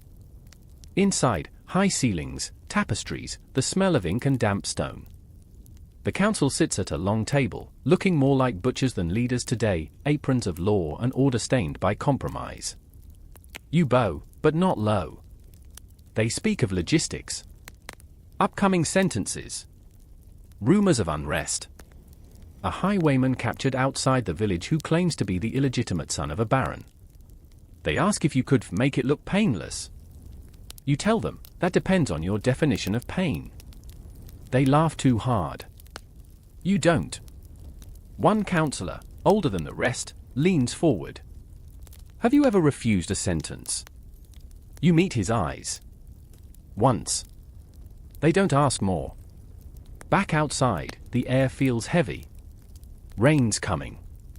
You walk along the outskirts of town, past the gallows you haven't used in months. Wood creaks in the breeze.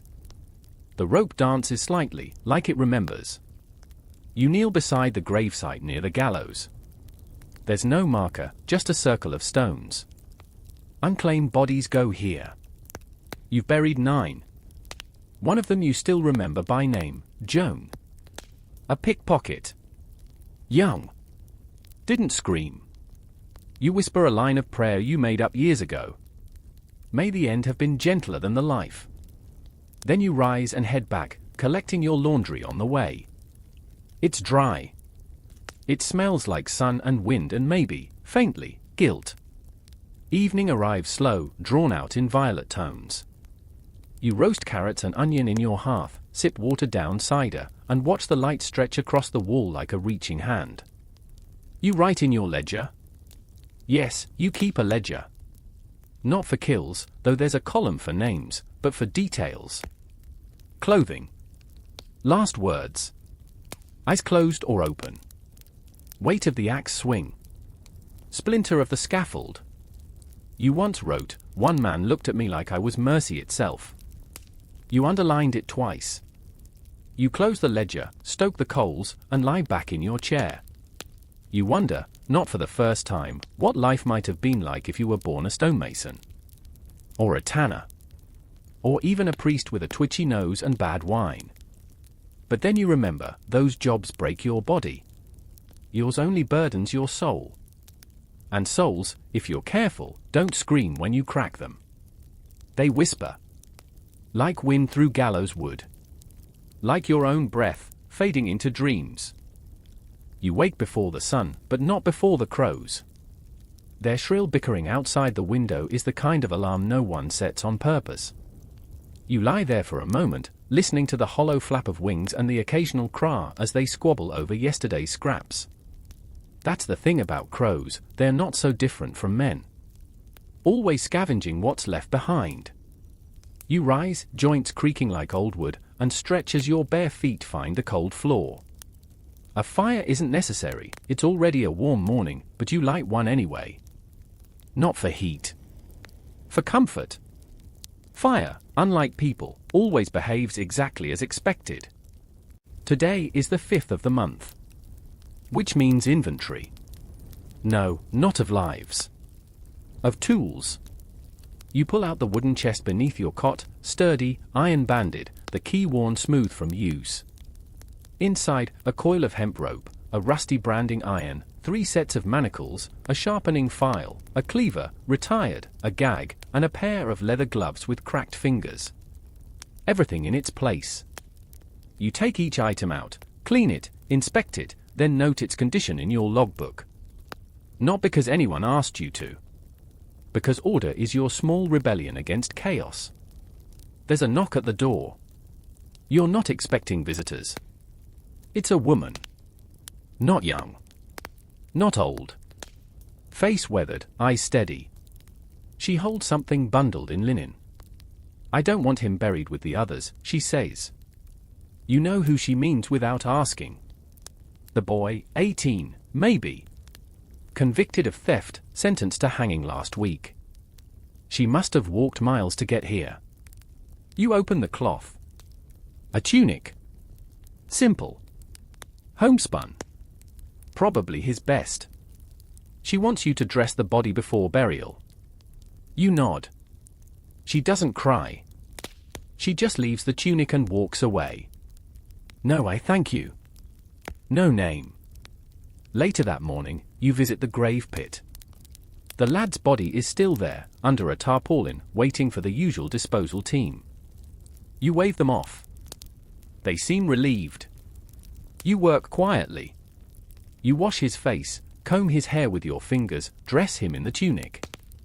You dig the grave yourself, not because it's your job, but because sometimes dignity is a favor no one else offers. You mark the grave with a stone. No name. Just the tunic's collar peeking through the earth like a memory refusing to vanish. It's almost poetic if you ignore the flies. Back in town, it's market day. Which means gossip. You pass through the square and catch snippets. Said the baron's daughter is to wed that merchant. Can't believe they let him speak before the sentence. The baker's wife saw the executioner feeding birds. That last one makes you chuckle. It's true. You do feed birds. Pigeons, mostly.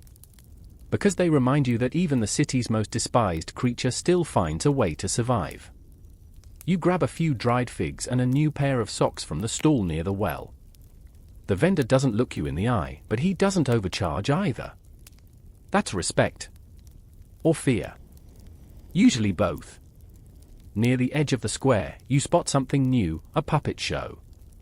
The children sit cross-legged on the cobbles, shrieking with laughter as two painted puppets, one a king, the other a thief, battle with exaggerated voices and floppy arms. Eventually, a third puppet enters, tall, dark, hooded. The executioner. He's played for laughs, of course, lumbering, clumsy, mistaken for a monk. The children cackle. But you notice the smallest boy in the front row looking serious. He stares at the puppet not with fear, but with curiosity. And for a second, you feel seen. You move on. In the afternoon, you meet with the blacksmith. He's reforging a broken blade you once confiscated from a desperate prisoner. You're not sure why you kept it. Maybe to remind yourself that even those who swing swords can fall to their knees. The blacksmith talks while he works. You hear about the fire? Burned half a farm outside town. You nod. No deaths, he adds. Just ash. The metal hisses in the quenching barrel. Steam rises. The blacksmith pauses, then asks, "Ever think of quitting?" You don't answer. He shrugs. Didn't think so. You walk home along the river path. It's cooler there. The willows bow toward the water like old men hiding from the wind. There's a boat tied to a post, rocking gently in the current. You sit beside it and watch the surface ripple. You think of your father.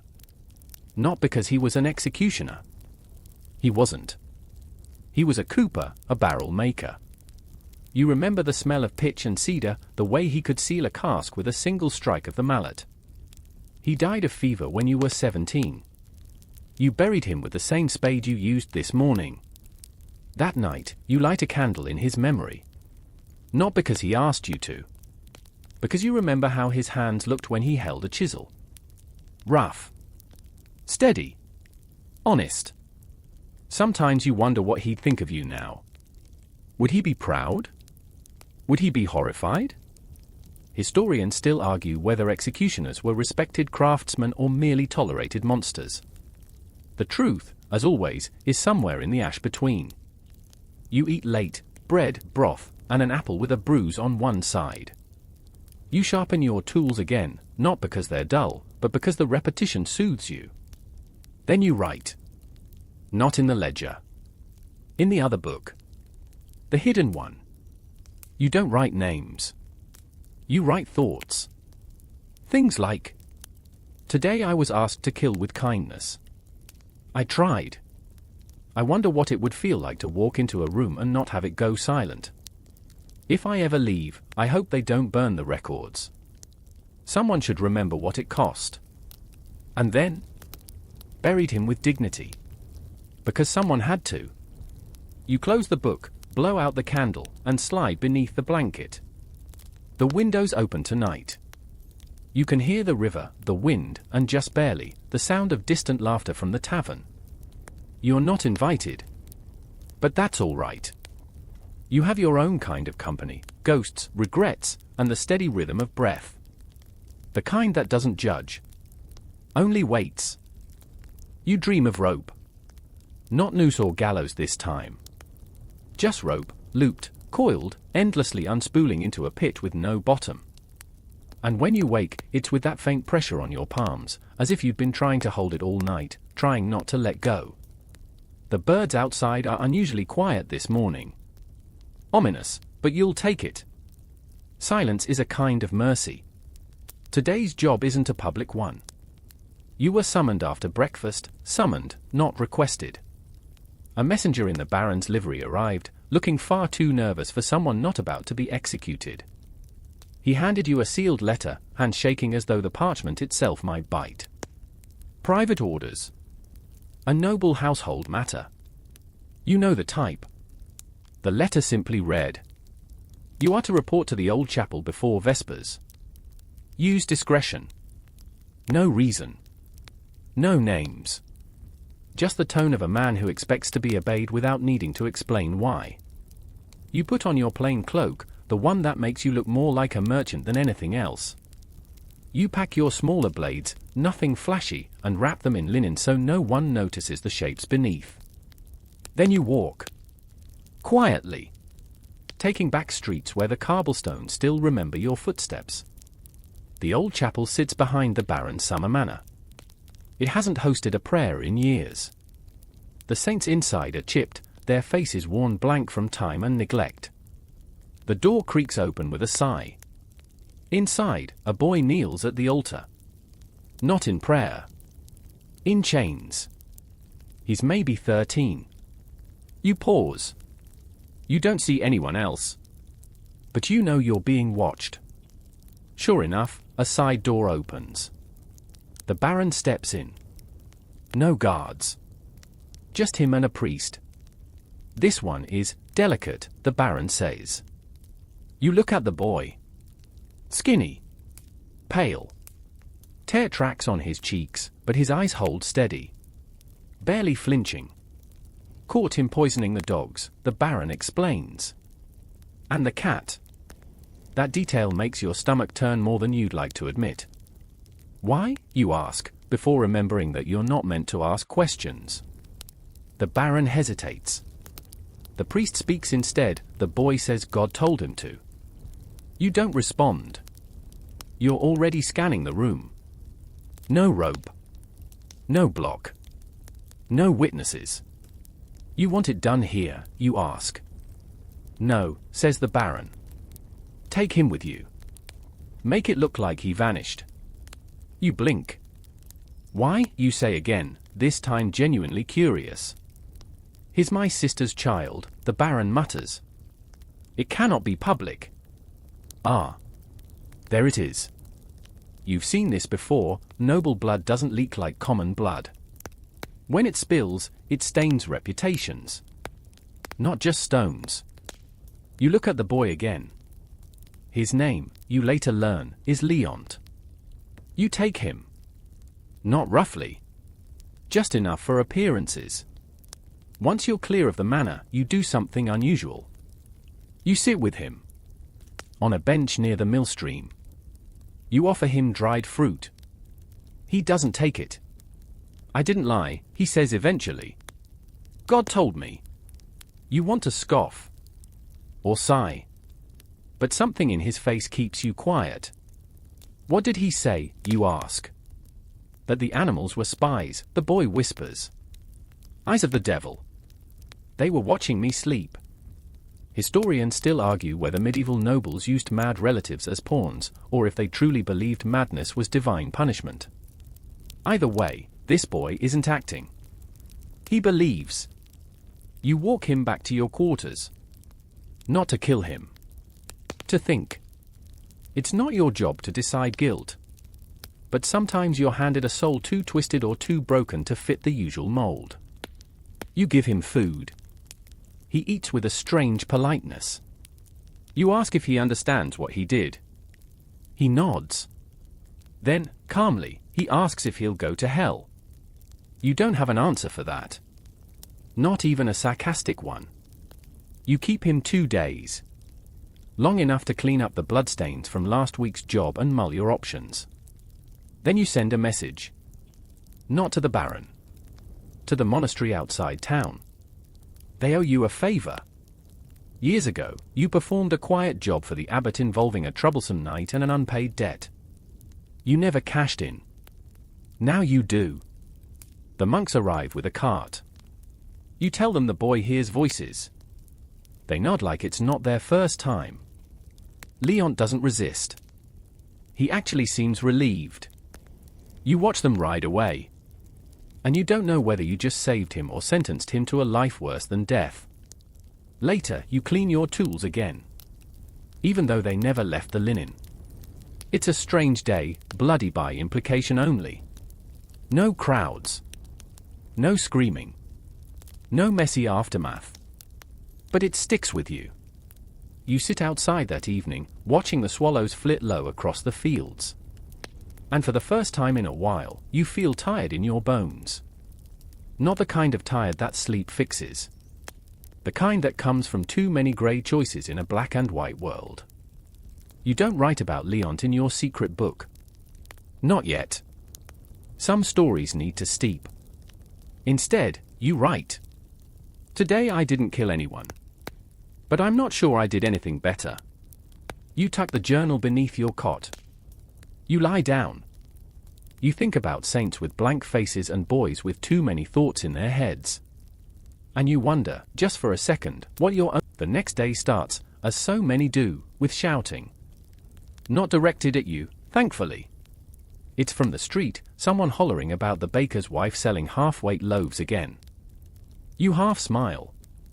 Injustice wears many costumes. Today, it's crusty and undercooked. You rise slowly. Your back feels like it slept under a cartwheel. The little room smells faintly of iron and wax, the scent of your trade. You open the shutters to let in some of the morning's chill, and below, the town is already pulsing. You can almost hear the heartbeat in the crowd, livestock bleating, traders barking, bells tolling far off for morning prayers. Then the knock comes. Polite. Rhythmic. One of yours. You open the door and find your apprentice. Well, apprentice is generous. He's 17, named Aldrich, and just clever enough to keep his mouth shut. You took him in 2 winters ago after his father was hanged for theft and his mother succumbed to a fever. The boy had been hanging around the gibbet too often, not out of grief, but curiosity. You're late, you say. I brought eggs, he offers, holding up a burlap sack. The sack is, indeed, faintly egg-shaped. You grunt. That's about as affectionate as you get. Over breakfast, which involves more shell than yolk, you explain today's task. Not an execution, but a retrieval. A body. The reeve wants you to remove a corpse from the river bank. A thief, they say, chased through the reeds and shot with a crossbow. The townsfolk dragged him out but didn't know what to do with him. Naturally, you were called. The executioner, after all, isn't just the last stop for the living. You're also a janitor of sorts for the dead.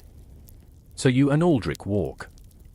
Out past the fishmongers, where the smell of brine and old eel makes you almost nostalgic.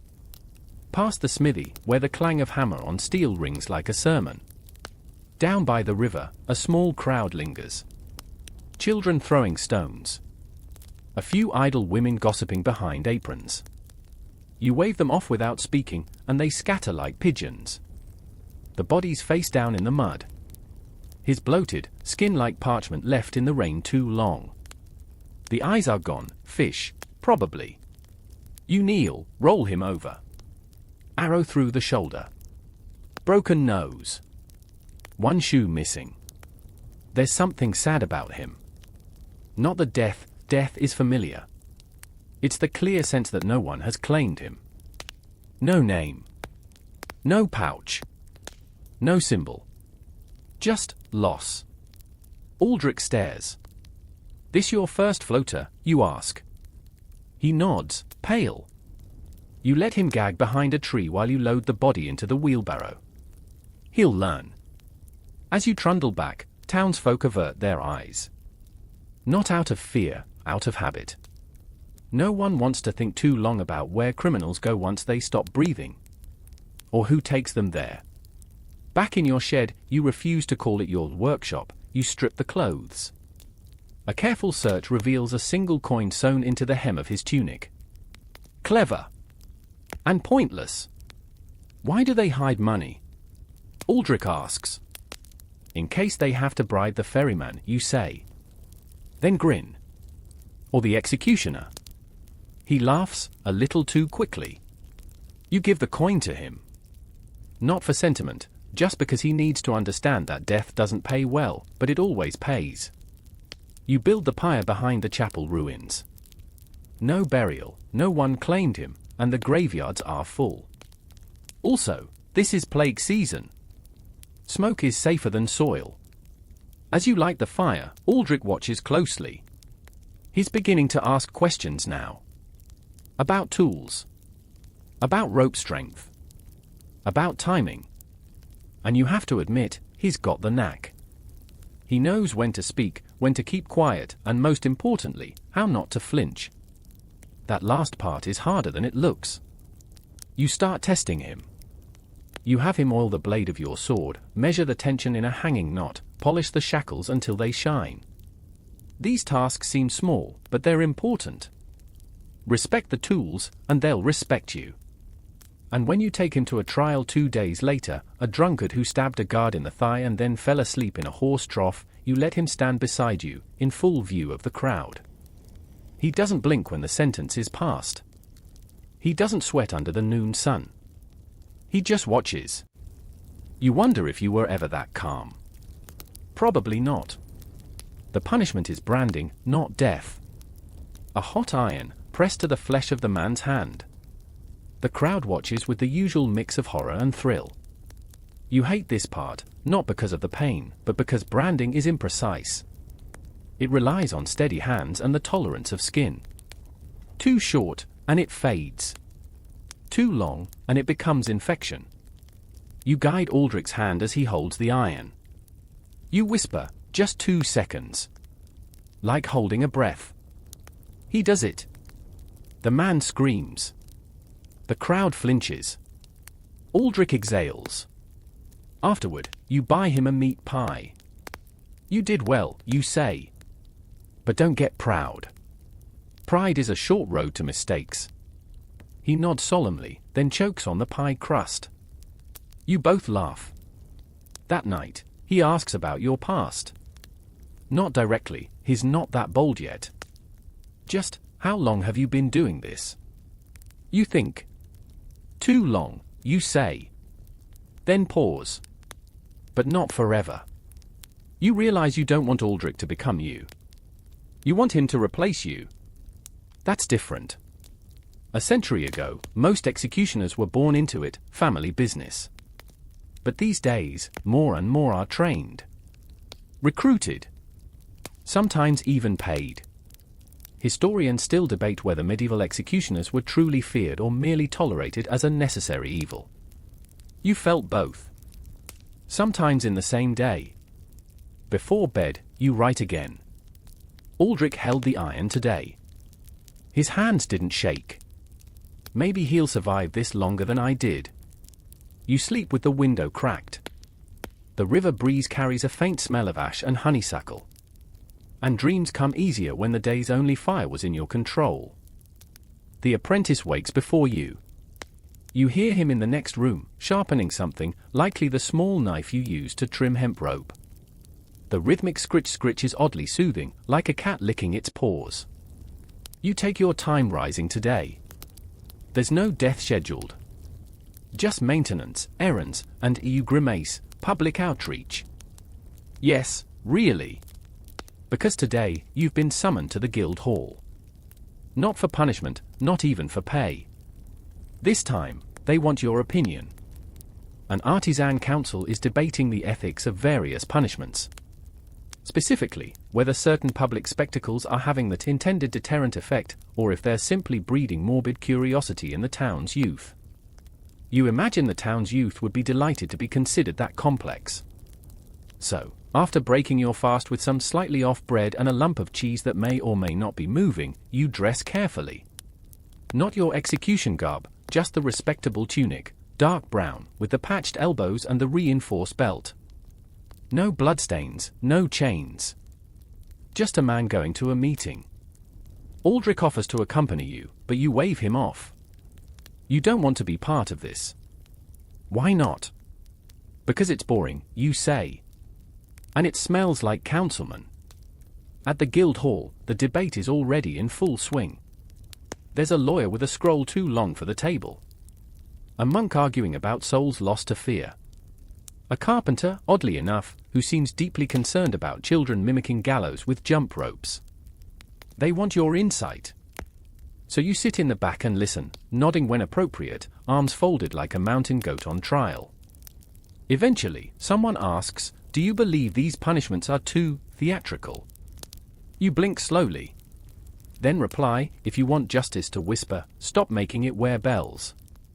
There's a long pause. And then someone writes that down. You leave 2 hours later with sore ears, a dried ink gift token, and vague promises about further consultation. In other words, nothing. Back home, Aldrich is whittling. You notice the scrap of wood has 2 slits in the top, like eye holes. A crude mask. Practicing, he explains. For next week. Next week. That's right. The next hanging is scheduled. A smuggler, caught rerouting church tithe carts. It's the kind of crime that gets whispered about in taverns, both detested and admired. You let Aldrich keep carving. There's a part of you that wonders if he enjoys this more than he admits. Not the death, he's not a sadist. But the ritual. The pageantry. The knowledge that, for one fleeting moment, he controls the story. You remember the first time someone recognized you in the street. Not with fear, but admiration. A farmer's wife nodded at you and said, "Thanks for what you did to the man who hurt my sister." You didn't know her. Didn't know the sister. But you remember the man. Broken fingers. A crushed windpipe. He was guilty. Maybe. It's not always clear. Historians still argue whether medieval justice was genuinely effective, or just cathartic performance wrapped in iron law. You suspect the answer is yes. To both. Later that afternoon, Aldrich asks the question you've been expecting. What do I wear? He means on the scaffold. You show him your gear, the hood, which you only use on high-profile days, the gloves, the leather apron, and the coiled rope slung across your shoulder like a lazy serpent. He touches the apron. Feels like armor, he says. It is. He holds the rope for a second. It's heavier than it looks. You remember your own master, years ago, letting you carry the rope as a test. You failed. Dropped it in the mud and nearly cried. Aldrich doesn't flinch. He's ready. That evening, the two of you attend a wake, not a death-related one, for once. A local tanner's wife passed of natural causes, and the town is gathering to drink, gossip, and give thanks that she didn't scream on the way out. It's here that the strangest thing happens. Someone invites you to dance. You. An executioner. A girl, not quite 20, with straw-colored hair and a chipped front tooth. She says her uncle was once in your holding cell and came out scared straight. Apparently, that's worth a jig. You decline, but politely. You haven't danced in years. Your feet remember ropes, not rhythms. You watch Aldrich, though. He laughs. Drinks apple wine. Even smiles at the girl's sister. You think, this could be his world. This could be a different life. If he gets out soon. And that's when the bell rings. Not a church bell. Not a council bell. A signal bell. You and Aldrich freeze. The town only uses the bell when there's a riot. Or a fire. Or both. You leave the wake, hoods down, moving quickly through the streets, boots crunching gravel and flower petals alike. And then you see it. Smoke. The debtor's prison is burning. Someone torched it. Maybe a mistake. Maybe a message. You rush forward with a few others, helping form a human chain to pass buckets from the well. Aldrich dives in with the rest, face streaked with soot. He's fast. Efficient. Useful. It's not your fire, but it's your town. And you protect it. No one dies, but the prisoners escape. That's tomorrow's problem. That night, you and Aldrich collapse in the workshop, coughing, sweating, exhausted. You sit in the ashes of your old cloak. You didn't have to help, you tell him. I did, he says. Because you did. You smile. Just a little. He's not you yet. But he's not just a boy anymore either. Sleep doesn't come easy after the fire. Your room smells of smoke and burnt parchment. Some of your old records, confessions, names, botched petitions, were left by the hearth and now lie as blackened curls. You sweep them into a basin and watch the flakes dance like mourners at a paper funeral. Aldrich is already asleep, snoring faintly from the next room, his lungs working overtime to exhale soot. You lie awake, eyes tracing the knotwork in the ceiling beam, replaying the fire again and again. The prisoners who escaped were mostly debtors, but one, Milo Cask, was on your short list for the next flogging. A chronic swindler. Local kids used to bet on how soon he'd end up behind bars again. You doubt he's gone far. Rats don't abandon the cellar when they know the pantry's still stocked. But tonight, you're too tired to care. You drift off eventually, cradled by muscle pain and the creaking lullaby of the wind against wood. Morning arrives with dull grey light and news. You're summoned. Again. This time, to the mayor's home. Apparently, one of the escaped prisoners has been found, face down in a stream, neck twisted like a corkscrew. The mayor thinks it was a message, not a murder. Or both. He wants you to oversee the retrieval. Publicly. You sigh. Because now it's not about punishment. It's about optics. You arrive to a small crowd. Nothing official, but gossip spreads faster than fire in a thatch roof village. They recognize you, hoodless, gloveless, but unmistakable. Some nudge others. One child whispers, "That's the rope man." You want to correct her, say I'm more than rope, but there's no point. That's how they've drawn you in their minds, a silhouette with corded hands and no smile.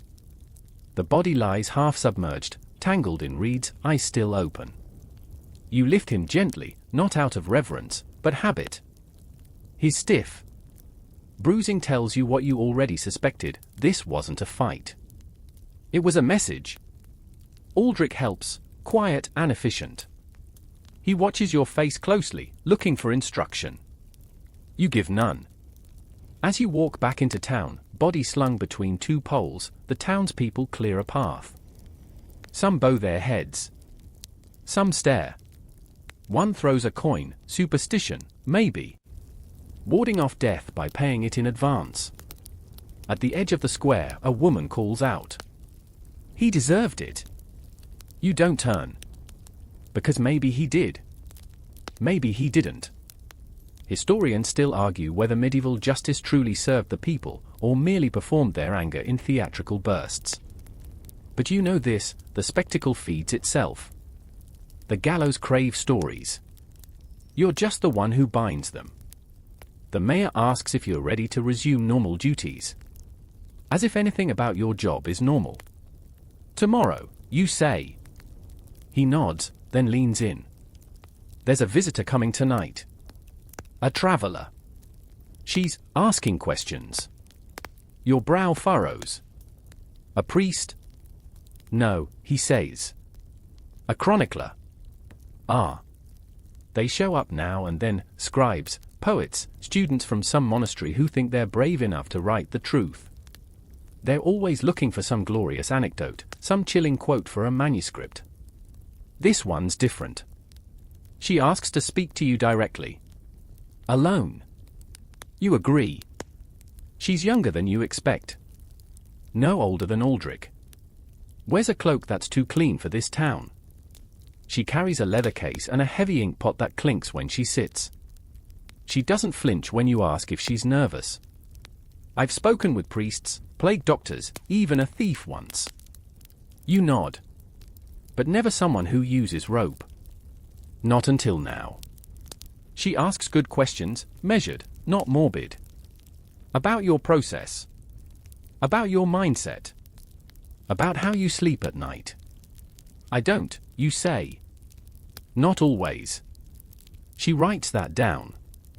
Eventually, she lowers her pen and says, "Do you believe justice should be beautiful?" You blink. No one's ever asked that. Not whether it's fair, or swift, or righteous. But beautiful? You sit back. Consider. Justice isn't beautiful, you say slowly. It's symmetrical. When it works, it balances something. But beauty? No. Beauty belongs to grace. Mercy. Forgiveness. She nods. Doesn't write that down. Just knows it. You respect that. As she leaves, she says, "When I write this down, I won't use your name." That's fine. But I'll call you the quiet wait. You smile at that. Because that's what the rope is too. After she's gone, you find Aldrich trimming a fresh noose. His technique is improving. You think we'll ever stop doing this? He asks, without looking up. You think. Then answer, not until people stop needing it. He pauses. So never? You both chuckle, dryly. That night, you eat rabbit stew and watch the stars blur through the smoke-thinned sky. Somewhere, the escaped prisoners are hiding. Somewhere, someone is planning their next theft. Somewhere, a mother is telling her child, "Behave, or the rope man will get you." You don't mind. There are worse lullabies. Before bed, you check your tools. Not for work. Just for familiarity. Like an old knight touching the hilt of a sword he no longer draws. The axe is clean. The gloves are dry. The weight is still quiet. And tomorrow, the story continues. You wake just before dawn. The fire's out. The town is quiet. Your muscles ache in that deep, marrow-heavy way that means you're still alive and, somehow, still necessary. You stir the coals, heat water in a dented iron pot, and splash your face with the kind of wakefulness that doesn't care about comfort. Aldrich's still asleep. You let him be. Outside, the world is hushed. Just smoke curling from chimneys and the distant bleat of a sheep that's either lost or lonely, hard to tell the difference in this light. Today's task is different. No blood. No ropes. No screams. Just maintenance. The gallows have grown weather-worn. One of the support beams split during the last hanging, subtle, but dangerous. So you and a pair of carpenters head out to the edge of town where the platform stands like a skeletal warning. You take your time. Sand the beam. Replace some nails. Run your hand over the grain until it's smooth, almost polished. The men glance at you, clearly unnerved. You understand. They're used to wood for chairs, carts, roofs, not nooses. But you treat the structure with respect. Because this, too, is a kind of altar. Brutal. Honest. Unforgiving. Historians still debate whether public executions were meant to educate, terrify, or simply entertain.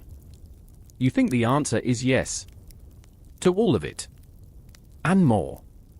You remember your first hanging, years ago now. The tremble in your hands. The silence afterward, so deep it rang in your ears like a scream inverted. You nearly quit that day. But you didn't.